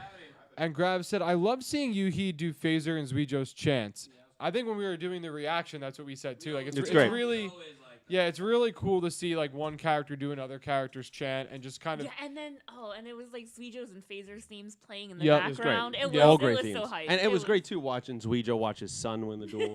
Oh I yeah, think- yeah, I it was think really of cool. Zuijouh because they referenced, they said Yugioh was basically like his annoying uncle at the beginning of the. Just like his proud face that he had at one point, I was just like, yeah, I was there like, it is. Yeah, he I was did one of yeah, those like. Zuijouh's that proud uncle. Yeah. he's like I taught that boy well. Yep. Yeah. 100%. I think of that one meme that's like, as like your double income, no children. Oh, dinks. No, double income, no children, No kids. aunt and uncle, Yeah. coming in for Christmas reckoning. That's exactly what and it it's is. like that's how I feel Zuijouh and Phaser and Yugioh kind of are. Yeah. Just dropping decks out here. Dill, we read the summary. I was just in donations waiting for you. If you would like me to read it for you, or you want to read it. No. Have you read it? Have Yeah, you I want looked at Dredge it? to can't read read it. No, it. I'm good. I'm good. I have my laptop, so it's not a threat this time. No, yeah, I mean it's interesting. I don't think it's it's kind of what the preview showed, right? Damamu Yeah. having fun dueling. He feels there's something off. It's exactly what the preview for What the do you episode showed. feel Yuhi feeling something off is about? Do you think it's himself? It's I something think it's about himself. everybody else? Yeah, I think he's gone through so much with the Earth Damar within him that I think he can feel that something's off, or that like he knows maybe in his heart of hearts that Quaidul is not just going to go away as simply as he did. Because really, like, I don't know, Epoch interfering and letting Quaidul kind of like not get away, but like teleporting to where Yugioh was, that might have been like, that might not have been good. It let Quaidul kind of regain his composure, reestablish himself, and figure out what his next steps were. Because he was having a conversation with Yuhi, so that's very interesting. Well, it's like I feel like it's at that moment in time, it's a win for them because they got Yugioh back. correct. But by losing, I guess, your chance at say capturing Quaidul or having him with you there, Yeah. you don't know what he's up to now. Right. You won the So, battle. You haven't won you- the war. Yeah. Yeah. That's exactly And it. it's like, so. you caught me for a second lacking, and then it came right back. They had me in the first half. I'm not gonna Yeah. lie. Yeah. Yeah, it'll be interesting. I mean, there's no duel to pick. Damamu being brought, I think Colin brought it up in his super chat, being brought back into relevance right after. Interesting. Yeah, right after. The Earth Damar stuff. Yeah, that's not a Fascinating. coincidence. Nope, not at all. Yeah. And the fact that like she was basically created from Yuhi's Earth Damar, and Yuhi just had this miraculous It was- arc. And to add to that point, like created from Yuhi in that way, right? Well, we just got explained that the creator was made from Otis's Earth Damar. Yeah. So like we've already Yeah. mirrored the situation. So Yeah. that is not a coincidence. Yeah, you're I 100% still think right. I still think there's an off chance Damamu's the final villain. Or Damamu is moonlighting as the creator. Just playing it up the whole Oh, time. like Hamming top- it up. Kid, watch it. Kid Otis, Just watch it. Yu-Gi-Oh! 9. Or the whole time, like Damamu is like Yuga's. I think someone brought that up, like Yuga's Earth Damar. And what if it wasn't Yuhi's Earth Damar and it was Yuga's the whole time? Protecting his ancestors. Yeah, I think that would. I don't really. Yeah, I mean, I guess it'd be cool, but like, what purpose would that Yeah. really serve? I don't know. He, I don't know. my confirming of my theory. About that Otis's Yu-Gi-Oh 9. Yeah. Well, it'd be Otis everything if that was the case. Nixie, can you throw me a water bottle, please? Thank you, man. Cal? We got $5 from Legendary Duels. Thank you, JC. And JC said, "Love Yuhi finally getting his moment. Hate that they waited so long to give it to him. Hashtag justice for Yuhi." Chadhi. I think Yeah. justice was served. I think Yuhi got his justice. I think he did. Right? Godhi. Godhi, Chadhi, Godhi. Goathi. Goathi. Badhi. Now Badhi. Yeah. JC's two big characters in Rush Yu-Gi-Oh have been Luke and now Yuhi, Yeah. and he's hit the lot. He's won. yeah. I'm starting to think he knows something about Bridge. Well, maybe about Bridge because remember, He Vrain's knows Go was something the we big character he don't. loved. yeah. So Bridge, he might have a little insider information. He might. He might. Yeah. He might. He might have crossed that bridge. That's No, why I listen. Yuhi's one of my favorite characters in the show. I'm happy for all the people who really loved Yuhi. I mean, he's been a joy to watch. You buy that stock real low in the beginning. You're getting But- some nice. yeah, profit I didn't now. even buy it. I missed the whole it. thing. Yeah. But guys, At least that's you why didn't buy it late. that's why he couldn't RSVP for Jump Festa because he had that insider scoop. So That's right. Yeah. he was under NDA for As a soon while. as Dredger threatened him, he RSVP'd. Oh yeah. As soon as Dredger said, "Hey, I'm not letting people in if they don't RSVP," he RSVP'd. Oh. I was dead serious. I wasn't even kidding. No, I know. We have way too many people that are actually like, I can't let anyone who's not like. Yeah, like 100 people coming. Are you on the Jump list? Festa. No, can't I'm come not in. on the list. Sorry guys. But I came See from- ya. No, you can't. You can look through the window. Okay. But I came from No. Alaska. No, sorry. Sorry.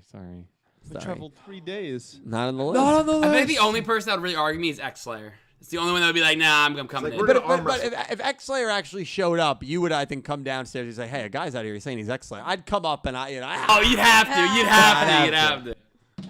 It's that like applause when like. But if we have a Chihuahua in the house, X Slayer won't come in. He's afraid of Oh Chihuahuas. yeah. I don't, He okay. says he says they're the dogs of the devil. If Dak brings his dog, we're good. I heard it's like a 4-foot Chihuahua. Oh, okay. They're the smaller, the scarier for X Slayer. Okay. We got a $4 donation from Into the Brains. Thank you, Natalie. Thank you so And much. This is actually directed at Aura, but Aura's not here. It's okay. We can skip Um, it after you read it. Just read it. Just It said, Aura, are you my opposite? Thoughts on Brains?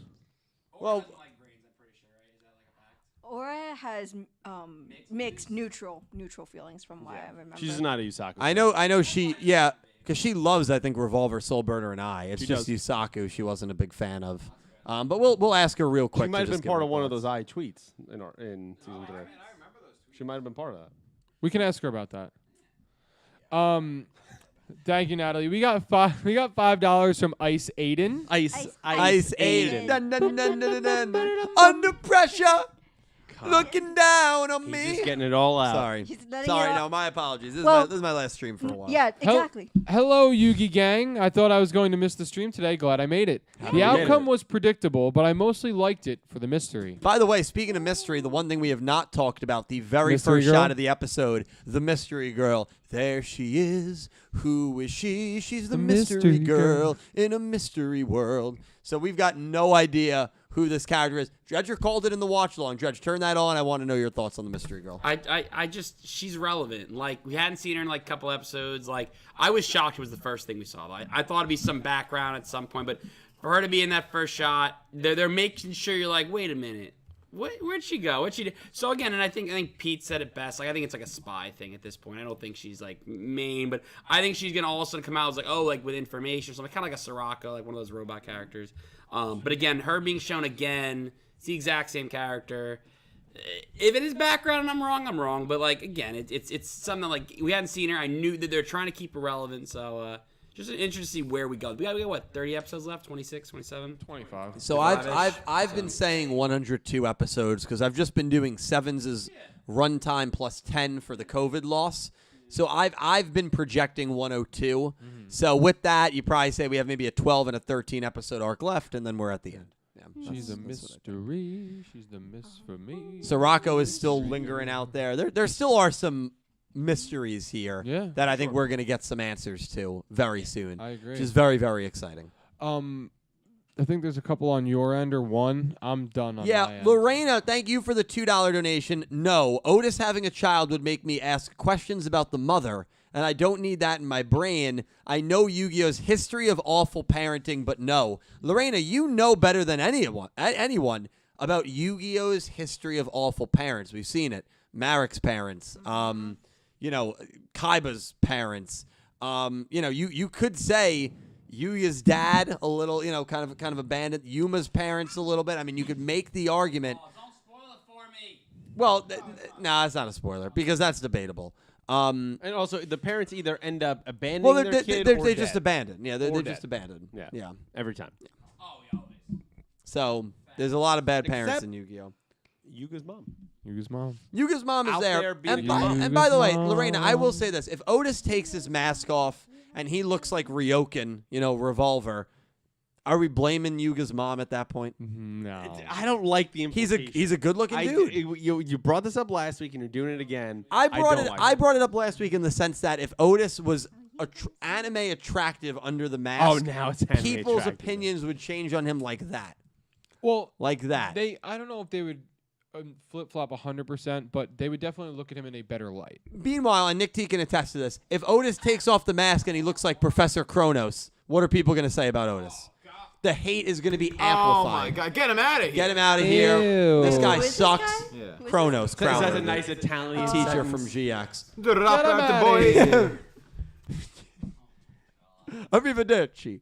I mean, you do not want that, man. It's So, the and I love how you just casually linked him and Yuga's mom. Well, no, because if Otis is Yuga's dad, He's not. I don't know their what. mommy and daddy salami. Oh God. Yeah. All right. Next Oh, link. good lord. Next link. What else you got? Okay, Otis takes off the mask. Here's one that's going to be crazy for you.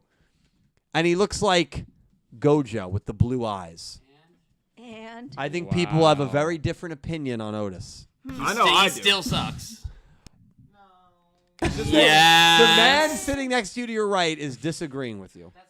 He has a right to disagree with me. That doesn't, Thanks, you know, bro. we're allowed to disagree. It's just because you're good looking doesn't mean you're not a terrible character. it's okay. Tension's rising over there. Look, Where's the guy? I've been here since 4:30. I gotta go home. I can't. That's right. It's killing You me. guys did come real. here early. Aw. I've been here Not since, that we don't like, like hanging out with Thursday. you. No, I Jen- haven't been home since 7 a.m. I yeah. came straight here from work. Yeah, on a weekday, this is kind of you guys are at your limits. 7 I get it. a.m., gonna wake up in the All right. morning. Well, listen. I mean, we pretty much have gone over everything we needed to. I don't want to sign off. Or I just want come back. She's coming back right now, I think. Oh, she's coming down now. Okay, perfect. All right. Well, before we sign off, where do you rank Arc 6 real quick? Is it towards the top? Is it the top? Towards the Top. bottom? Towards the top. Number It's, one? It's top 2, but it's not 2. Okay, so it's number 1 for you. I think it's number 2 for me. Lug. No, you know what? It's definitely number 1 for me. Yeah. And thinking Arc about? 4. Arc 4? The Zuijo one. yeah. It's 1 or 2. I'd have to. Same. It's 1 for me. Same. Top 2, and it's not 2. and I I think got I'm you. putting the Zuijo arc still up there above it. Same. So I'm the same 4th as arc, Steve. right? Not the Yeah, first. yeah, arc. just because of the the fourth arc. Yeah. Just because of the way this arc started, I wasn't a fan of. So That's fair. It That's just fair. ended so crazy that Yeah. I think for me my rankings are 6, 4, you just put 2 at the bottom. 3, 1, 5, 2. You hate Rovian. Put 2 at the bottom. It's not just. I mean the Cariffium. I mean there was a lot of stuff in that arc. Corruption. Cariffium. Well, anyway. This is my 2. Because I still like Arc 4 better. No, and yeah. Arc 4. I mean, does anybody their top 2 arcs 6 and 4? Does anybody disagree with that here? No. Arcs are fuzzy. Arcs are super fuzzy. Arc's fuzzy If- for Angie. If it was a better finale of Arc 5, that would be right up there. If that last Yeah. episode was better. That's fair. 6, 4, That would've 5, been good. 3, 1, 2, maybe. Yeah, mine's very similar to that. Yeah. Refer to my video from March for my arc rankings. Yeah, and we'll take a look at that video. But guys, listen, great time to be a Yu-Gi-Oh fan because Go Rush was freaking nuts. Oh, so good. Yeah, I think it's just going to continue to get good. I'm get good as they say in the Get song. good. Get good, Yeah. kid. GITGUD. But I am signing off. I can't. I am signing off. Get good, You kid. killed the joke. I'm signing off permanently. Oh my god. for the month of October. So not Oh, permanently. You still have one more stream. I do have more. I do have a couple more Not for streams. this I've got podcast. Duel Links and maybe one on Monday night. So, but in terms of talking Yu-Gi-Oh, I've never missed this much time. And so it'll be weird. It'll be difficult. But again, as I said earlier, the podcast and you guys are in great hands with Dredge, Nick T, Cal, and Pete. You guys are gonna do great. Yeah. I have the utmost trust Yeah. in them, and it's gonna be a wonderful thing. I hope to rejoin the podcast at episode 82. That is what I am aiming right now. Potentially, maybe for like 80 and 81, I can come on and talk for like 5 minutes. But I'm gonna play it by week and see how take all the time you how need. things are. Yeah, I'd say don't rush. don't expect me until 82 at the very least. If you want to come back like 91, that's fine too. You can Bring jump Neil back Jack. in. No, but really, you guys are incredible. I'm so grateful for each and every one of you. Hopefully, can you guys write in the comments? I'd love to know how the multicam experience looked for you. Obviously, in an ideal world, their mics would always be on, and when they were speaking, we could have them in the big screen. We'll figure but it out. Hopefully, this was. I hopefully it was like the good way and- it looks. Yeah, it does. It does look kind of clean. So hopefully, you guys let me know because I'm gonna read chat and see how you guys liked it or I any can make a new layout for you. I think new layout would be great. yeah. Yeah, I appreciate It it. would be time. Yeah, it would Or be. a cook. You guys are all wonderful. I want to thank Dredge, Nick T, Cal, Pete for doing this with me as always, and I want to especially thank Aura and Angie for making the trek up and being guests here on episode 77. I'm going to let them all promote themselves. Big Rush dueling stream Friday night around 4:35 p.m. Eastern time. We're going to go down the list. All their stuff is linked down below. It'll be linked in the chat. Thank you guys so much. I'm going to miss you guys, and I can't wait to see you in a few weeks back talking Crazy Eights. Better than ever. Better than ever. With a different voice. Maybe. Maybe. Maybe you'll be like Yui. I might talk like this. I hope this is okay. What if you talk That's in your like nose, this? man. Dill, what if, If you want to talk start like with your this? promotion? I have a lot of things to get through actually, so someone else can begin.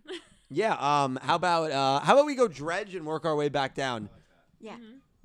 Dredge stream twitch.tv/Dredge. Doing a Pokemon Platinum Nuzlocke. Be live tomorrow at 4 p.m.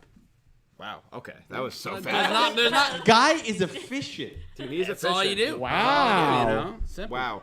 Right to the It's, point. I mean, it's been a hot minute since I've been on Twitch, but you never know. You can follow the links and follow me at twitch.tv/NickFightsMoms. Some variety streaming, some music streams thank that you. I'm definitely well overdue for. As well as some new Nameling music coming out in the near future. I think I announced the date on stream. He said November. It's definitely going to be November. We're First just week. figuring it out. Unsure. It's just I got to secure the release show date. So when that's announced, you'll find out. But keep tabs on the Nameling stuff and all the links in the chat. Nameling NJ. Cool. Sweet. People can Cal, show up what's to that up? release How you stream. doing? All right, I'm gonna be quick here. I have a Twitch, twitch.tv/Calbreezy, CALBREEZZY. I like to stream FPS games. I'll do some variety games and stuff like that. But I'm probably not gonna stream on there continuously for a little bit longer because while Dylan is out on the shelf, I will most likely try to stream either on his Twitch at SuperDprot or on YouTube. I may be trying to learn how to play Rush Duels. I want want to to see it. So maybe look out for those streams. Oh, It'll my be gems. at the very least comedy. Watching me try to That'll be fun. to go up against people there. But I'll yeah, build that's really all I have. I heard if you go against this guy, X-Slayer, real softball. You Real can soft? I'll Yeah. build Push you. over. I'll build you a wonderful ant deck that you can use. can It's a if you great deck. actually can get one that is like ducks or penguins, Yeah, I'm I was in. about to say. Penguin? Maybe. Oh, what? The Soul Jersey cards. The Jersey. Will they cards. be out Duel Links at launch? No. Yeah, that's the No. issue. Yeah. But they will be. Eventually. Okay, well, make me a good one and I'll Anticipation. figure it out. You Okay. know. Also, while I'm still at my computer like this, Natalie donated $2 and said, "Dylan, did you forget my question?" And I saw that, Natalie. Thank you so much for the $2 super chat. She very quickly wanted to ask you, Aura. She said, "Aura, are you my opposite? Thoughts on Vrains?" I Which- mean, yeah. I Yeah. think very much so. I think that tier list, I would flip completely upside down. Now, what were your thoughts on Vrains? We said you were like indifferent on it. I know you liked Soul Burner, Eye, and Revolver, right? The three of Yeah, them. yeah. But you just didn't really like Yusaku all that much. Yeah, I mean, I enjoyed like Yusaku in terms of the story, like, and Brains as a whole. Mhm. And sometimes I did enjoy Yusaku as a character. I just felt frustrated with a lot of his writing decisions and a lot of his actions, especially in season 1. And also in season 2 sometimes. Like I said, it just feels very frustrating to watch where this guy who spurns every single offer of genuine help that people want to give him, and somehow still manages to keep all of his friends and still have that help be continuously offered to him for the rest of eternity. Yeah. Because he's, fair. I guess, like Mr. Perfect, like he's like the guy that you always want to impress, but it just feels bad watching him. That's fair. That's fair. So you liked Vrains, but just Okay. It was just that part of Yusaku for me. No, that's fair. Angie, anything to promote? We have one more donation. Oh, I'll read it real quick. JC, thank you for the $2 super chat. Rush Duels is in Duel Links. Will you all finally play? No. I mean, me and Aura already play. Angie, no. Cal's going to try out probably on my account. He'll see how he likes it. Yeah. I mean, you can make your own account. They're not locking Seven's World behind anything. You can start the game and immediately go to Seven's World. Don't have to play anything of actual Duel Links.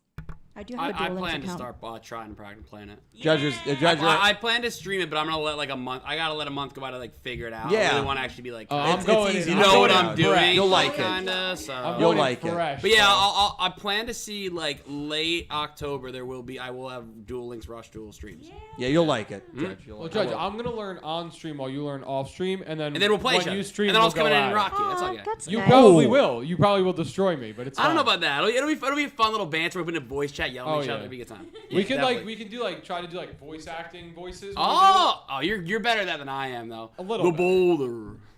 I can't even do it, dude. it. The boulder. Yeah, the boulder is great. God. Nick T, you going to give Duel Links a try? Probably not. No. Hey, honesty, respect. Yeah, I probably will. respect to me. Cool. Yeah, Cool. let's go. You should. It's baby. going Yeah. to be a fun I'll time. have my teacher over here help. Yeah. Aw. No, I'll do the best I can, man. I'll take you under my wing, and we'll Oh yeah, I met you. Oh, yeah, I met you.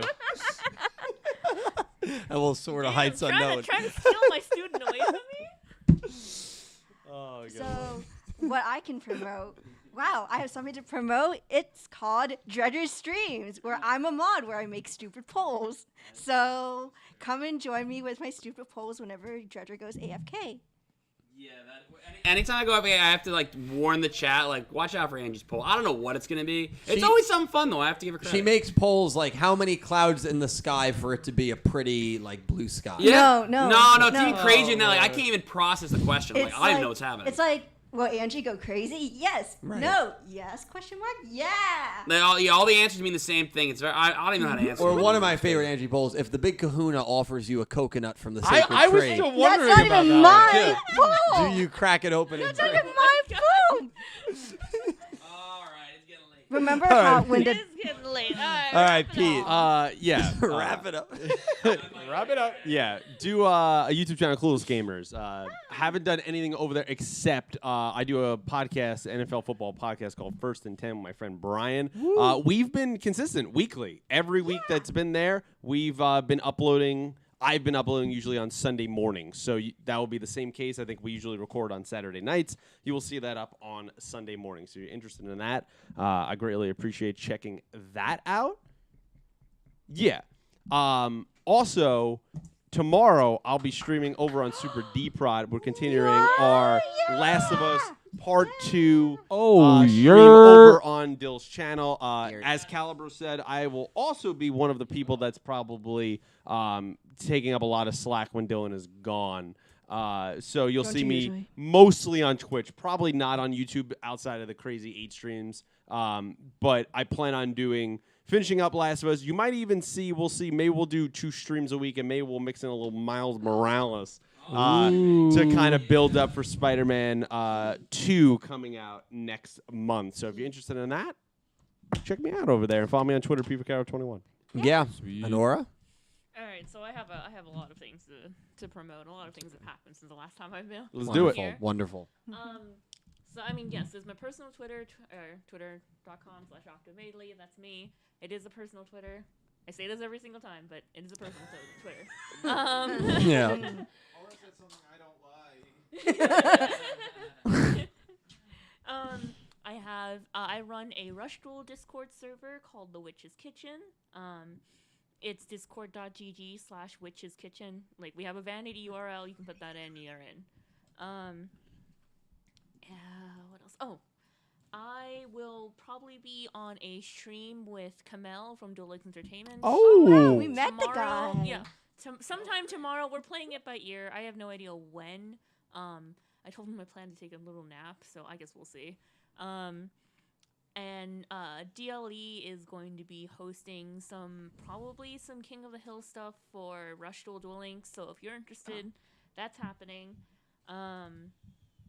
I also am now part of a podcast called Road Magic, where we talk about Rush Duel. We talk about the episode as well. We talk about the Rush metagame, locals results, regionals results, stuff like that. We go over new cards. So if you're interested, you can find us either on YouTube or on Spotify. Those are what we're on, YouTube and Spotify. And what was our podcast name again? Road Magic. So I think if you just search like Road Magic Episode 1 on YouTube, it should pop up. It's Awesome. Yeah. Give it views. Yeah. It's a weekly podcast, monthly, bi-weekly. I think it's more leaning on bi-weekly right Okay, now. cool. Yeah. It should come out on like Mondays or Tuesdays because we either record on Sunday or Monday depending on the schedule. Cool, awesome. So Yeah, That's very exciting. Yeah, yeah, so lots of things are happening. cool. I think with all that, if Yeah. everybody's done, Dill, want to give your final words again? Yeah, I'll give my final words. Not One dying. last Final time. words. We don't know what Anastasia is gonna do. Okay. I'm more worried about Rasputin, honestly. Yeah. Also, though, Dylan, All this right. could be the last time you say it in this voice. Right. Yes. It probably will be. There's a good I, chance. I it hope will your change. voice is super deep. Deep prod. Yeah, well, Super deep cut. Welcome I back. thought what Yuga did was just fantastic. Yeah. Welcome back. All right. Can I say some words, please? Yeah. Spit. Ladies and gentlemen, I want to thank you for what's been an amazing 5 years doing the Talking Yu-Gi-Oh streams and the podcast. And may I have a word without the snickering over in the peanut gallery? No. The five years. It's been an amazing run. The amount of different people that we've had on this podcast, people that have been here, week in and week out, to the people that come as guests, to the people that come in chat and lurk and don't say a word, to the people that lurked for years and have chatted, or to the people that chatted and, are not, don't really watch the podcast anymore. Anybody that has made this podcast what it is, I just want to thank you so much. It is going to be weird being gone for a month, maybe longer, but when the surgery is all said and done, I will come out better, and it will be it definitely will be worth it. And listen, I got to thank the team here. Dredger, I want to start with you, man. I want to I want to thank you for always just keeping me grounded. And I know if there's ever any issues, I can always count on you to help me out and be there for me. Of course, anytime, anything to do to help. Yeah, Nick T, I want to thank you for just being just a funny guy. You're always someone I can laugh with, have a good time with, and you've been in my life for A long time. 20-ish years now, Yeah. more probably. Way so, too long. So Way thank too you, my man. Yeah, it's like 20 years now. That's Yeah, crazy. at least. So thank you. Oh no, I think because he paused it. No. Oh. Yeah, that was. I thought they were still Okay. big. Nick T, thank you. Cal, my roommate, man. What's goody? There's not many people I'd rather have as a roommate. You keep to yourself. You're very private, and no, you're very clean, and I appreciate that because I need to be with someone that puts up and tolerates with all this, with all the tornado. So thank you, man. I appreciate that. Wow, does that double course, fire for bro. you? Of course. It's gonna. I do want to say it is going to be very weird in this house when I go yurt and I don't get a response Yeah, because that's how we greet each other I when know. we see each other. I all know. the That's how time. we communicate. Yeah. And I won't even be able to sing or anything. It'll be weird. I'll sing around the house. That'd I mean, be I do great. it anyway, but I'll sing That'd be louder. great. And Good. Pete, man, I want to thank you Oh. for the sarcasm, for also keeping me grounded, for all the That's for sure. 2 a.m. calls that we don't do anymore because we're old now. But Yeah. We work in the morning. Right, I we'll know. We'll move it back to 7 p.m. calls from now on. How about that? That's what we got to do I now. think that little, works. little Yeah. after dinner call.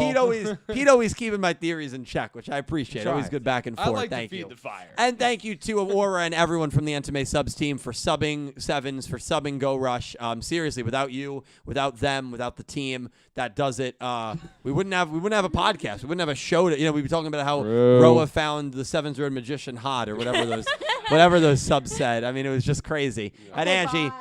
And Angie, thank you for being a wonderful friend and for being just insanely generous. I appreciate it, seriously. I want to thank as well Natalie, Space Cowgirl, Angie, and Colin for the really generous super chats tonight. And a special heartfelt thank you to that man 666 with the $500 super chat. That is crazy, and I greatly, greatly appreciate each and every one of you. You've allowed me to invest into this production. You've allowed me to invest into this channel, and I'm forever grateful for all of that. So, it will not be long before I'm back. I promise. You're in great hands with these guys. And Wait, can we thank one more person? Yes. Can we thank Dak for the win, actually? yeah, Like, who's actually great point. Dak, someone who's been in my life for a while, someone I do consider a very good friend now at this point, and someone who does all the back work. And I really, the amount of work he does for me is insane. So, Dak, thank you. He's the reason you can listen to this podcast on man. Spotify, Apple Music, Yeah. and all of those platforms. He's the reason that you get the shorts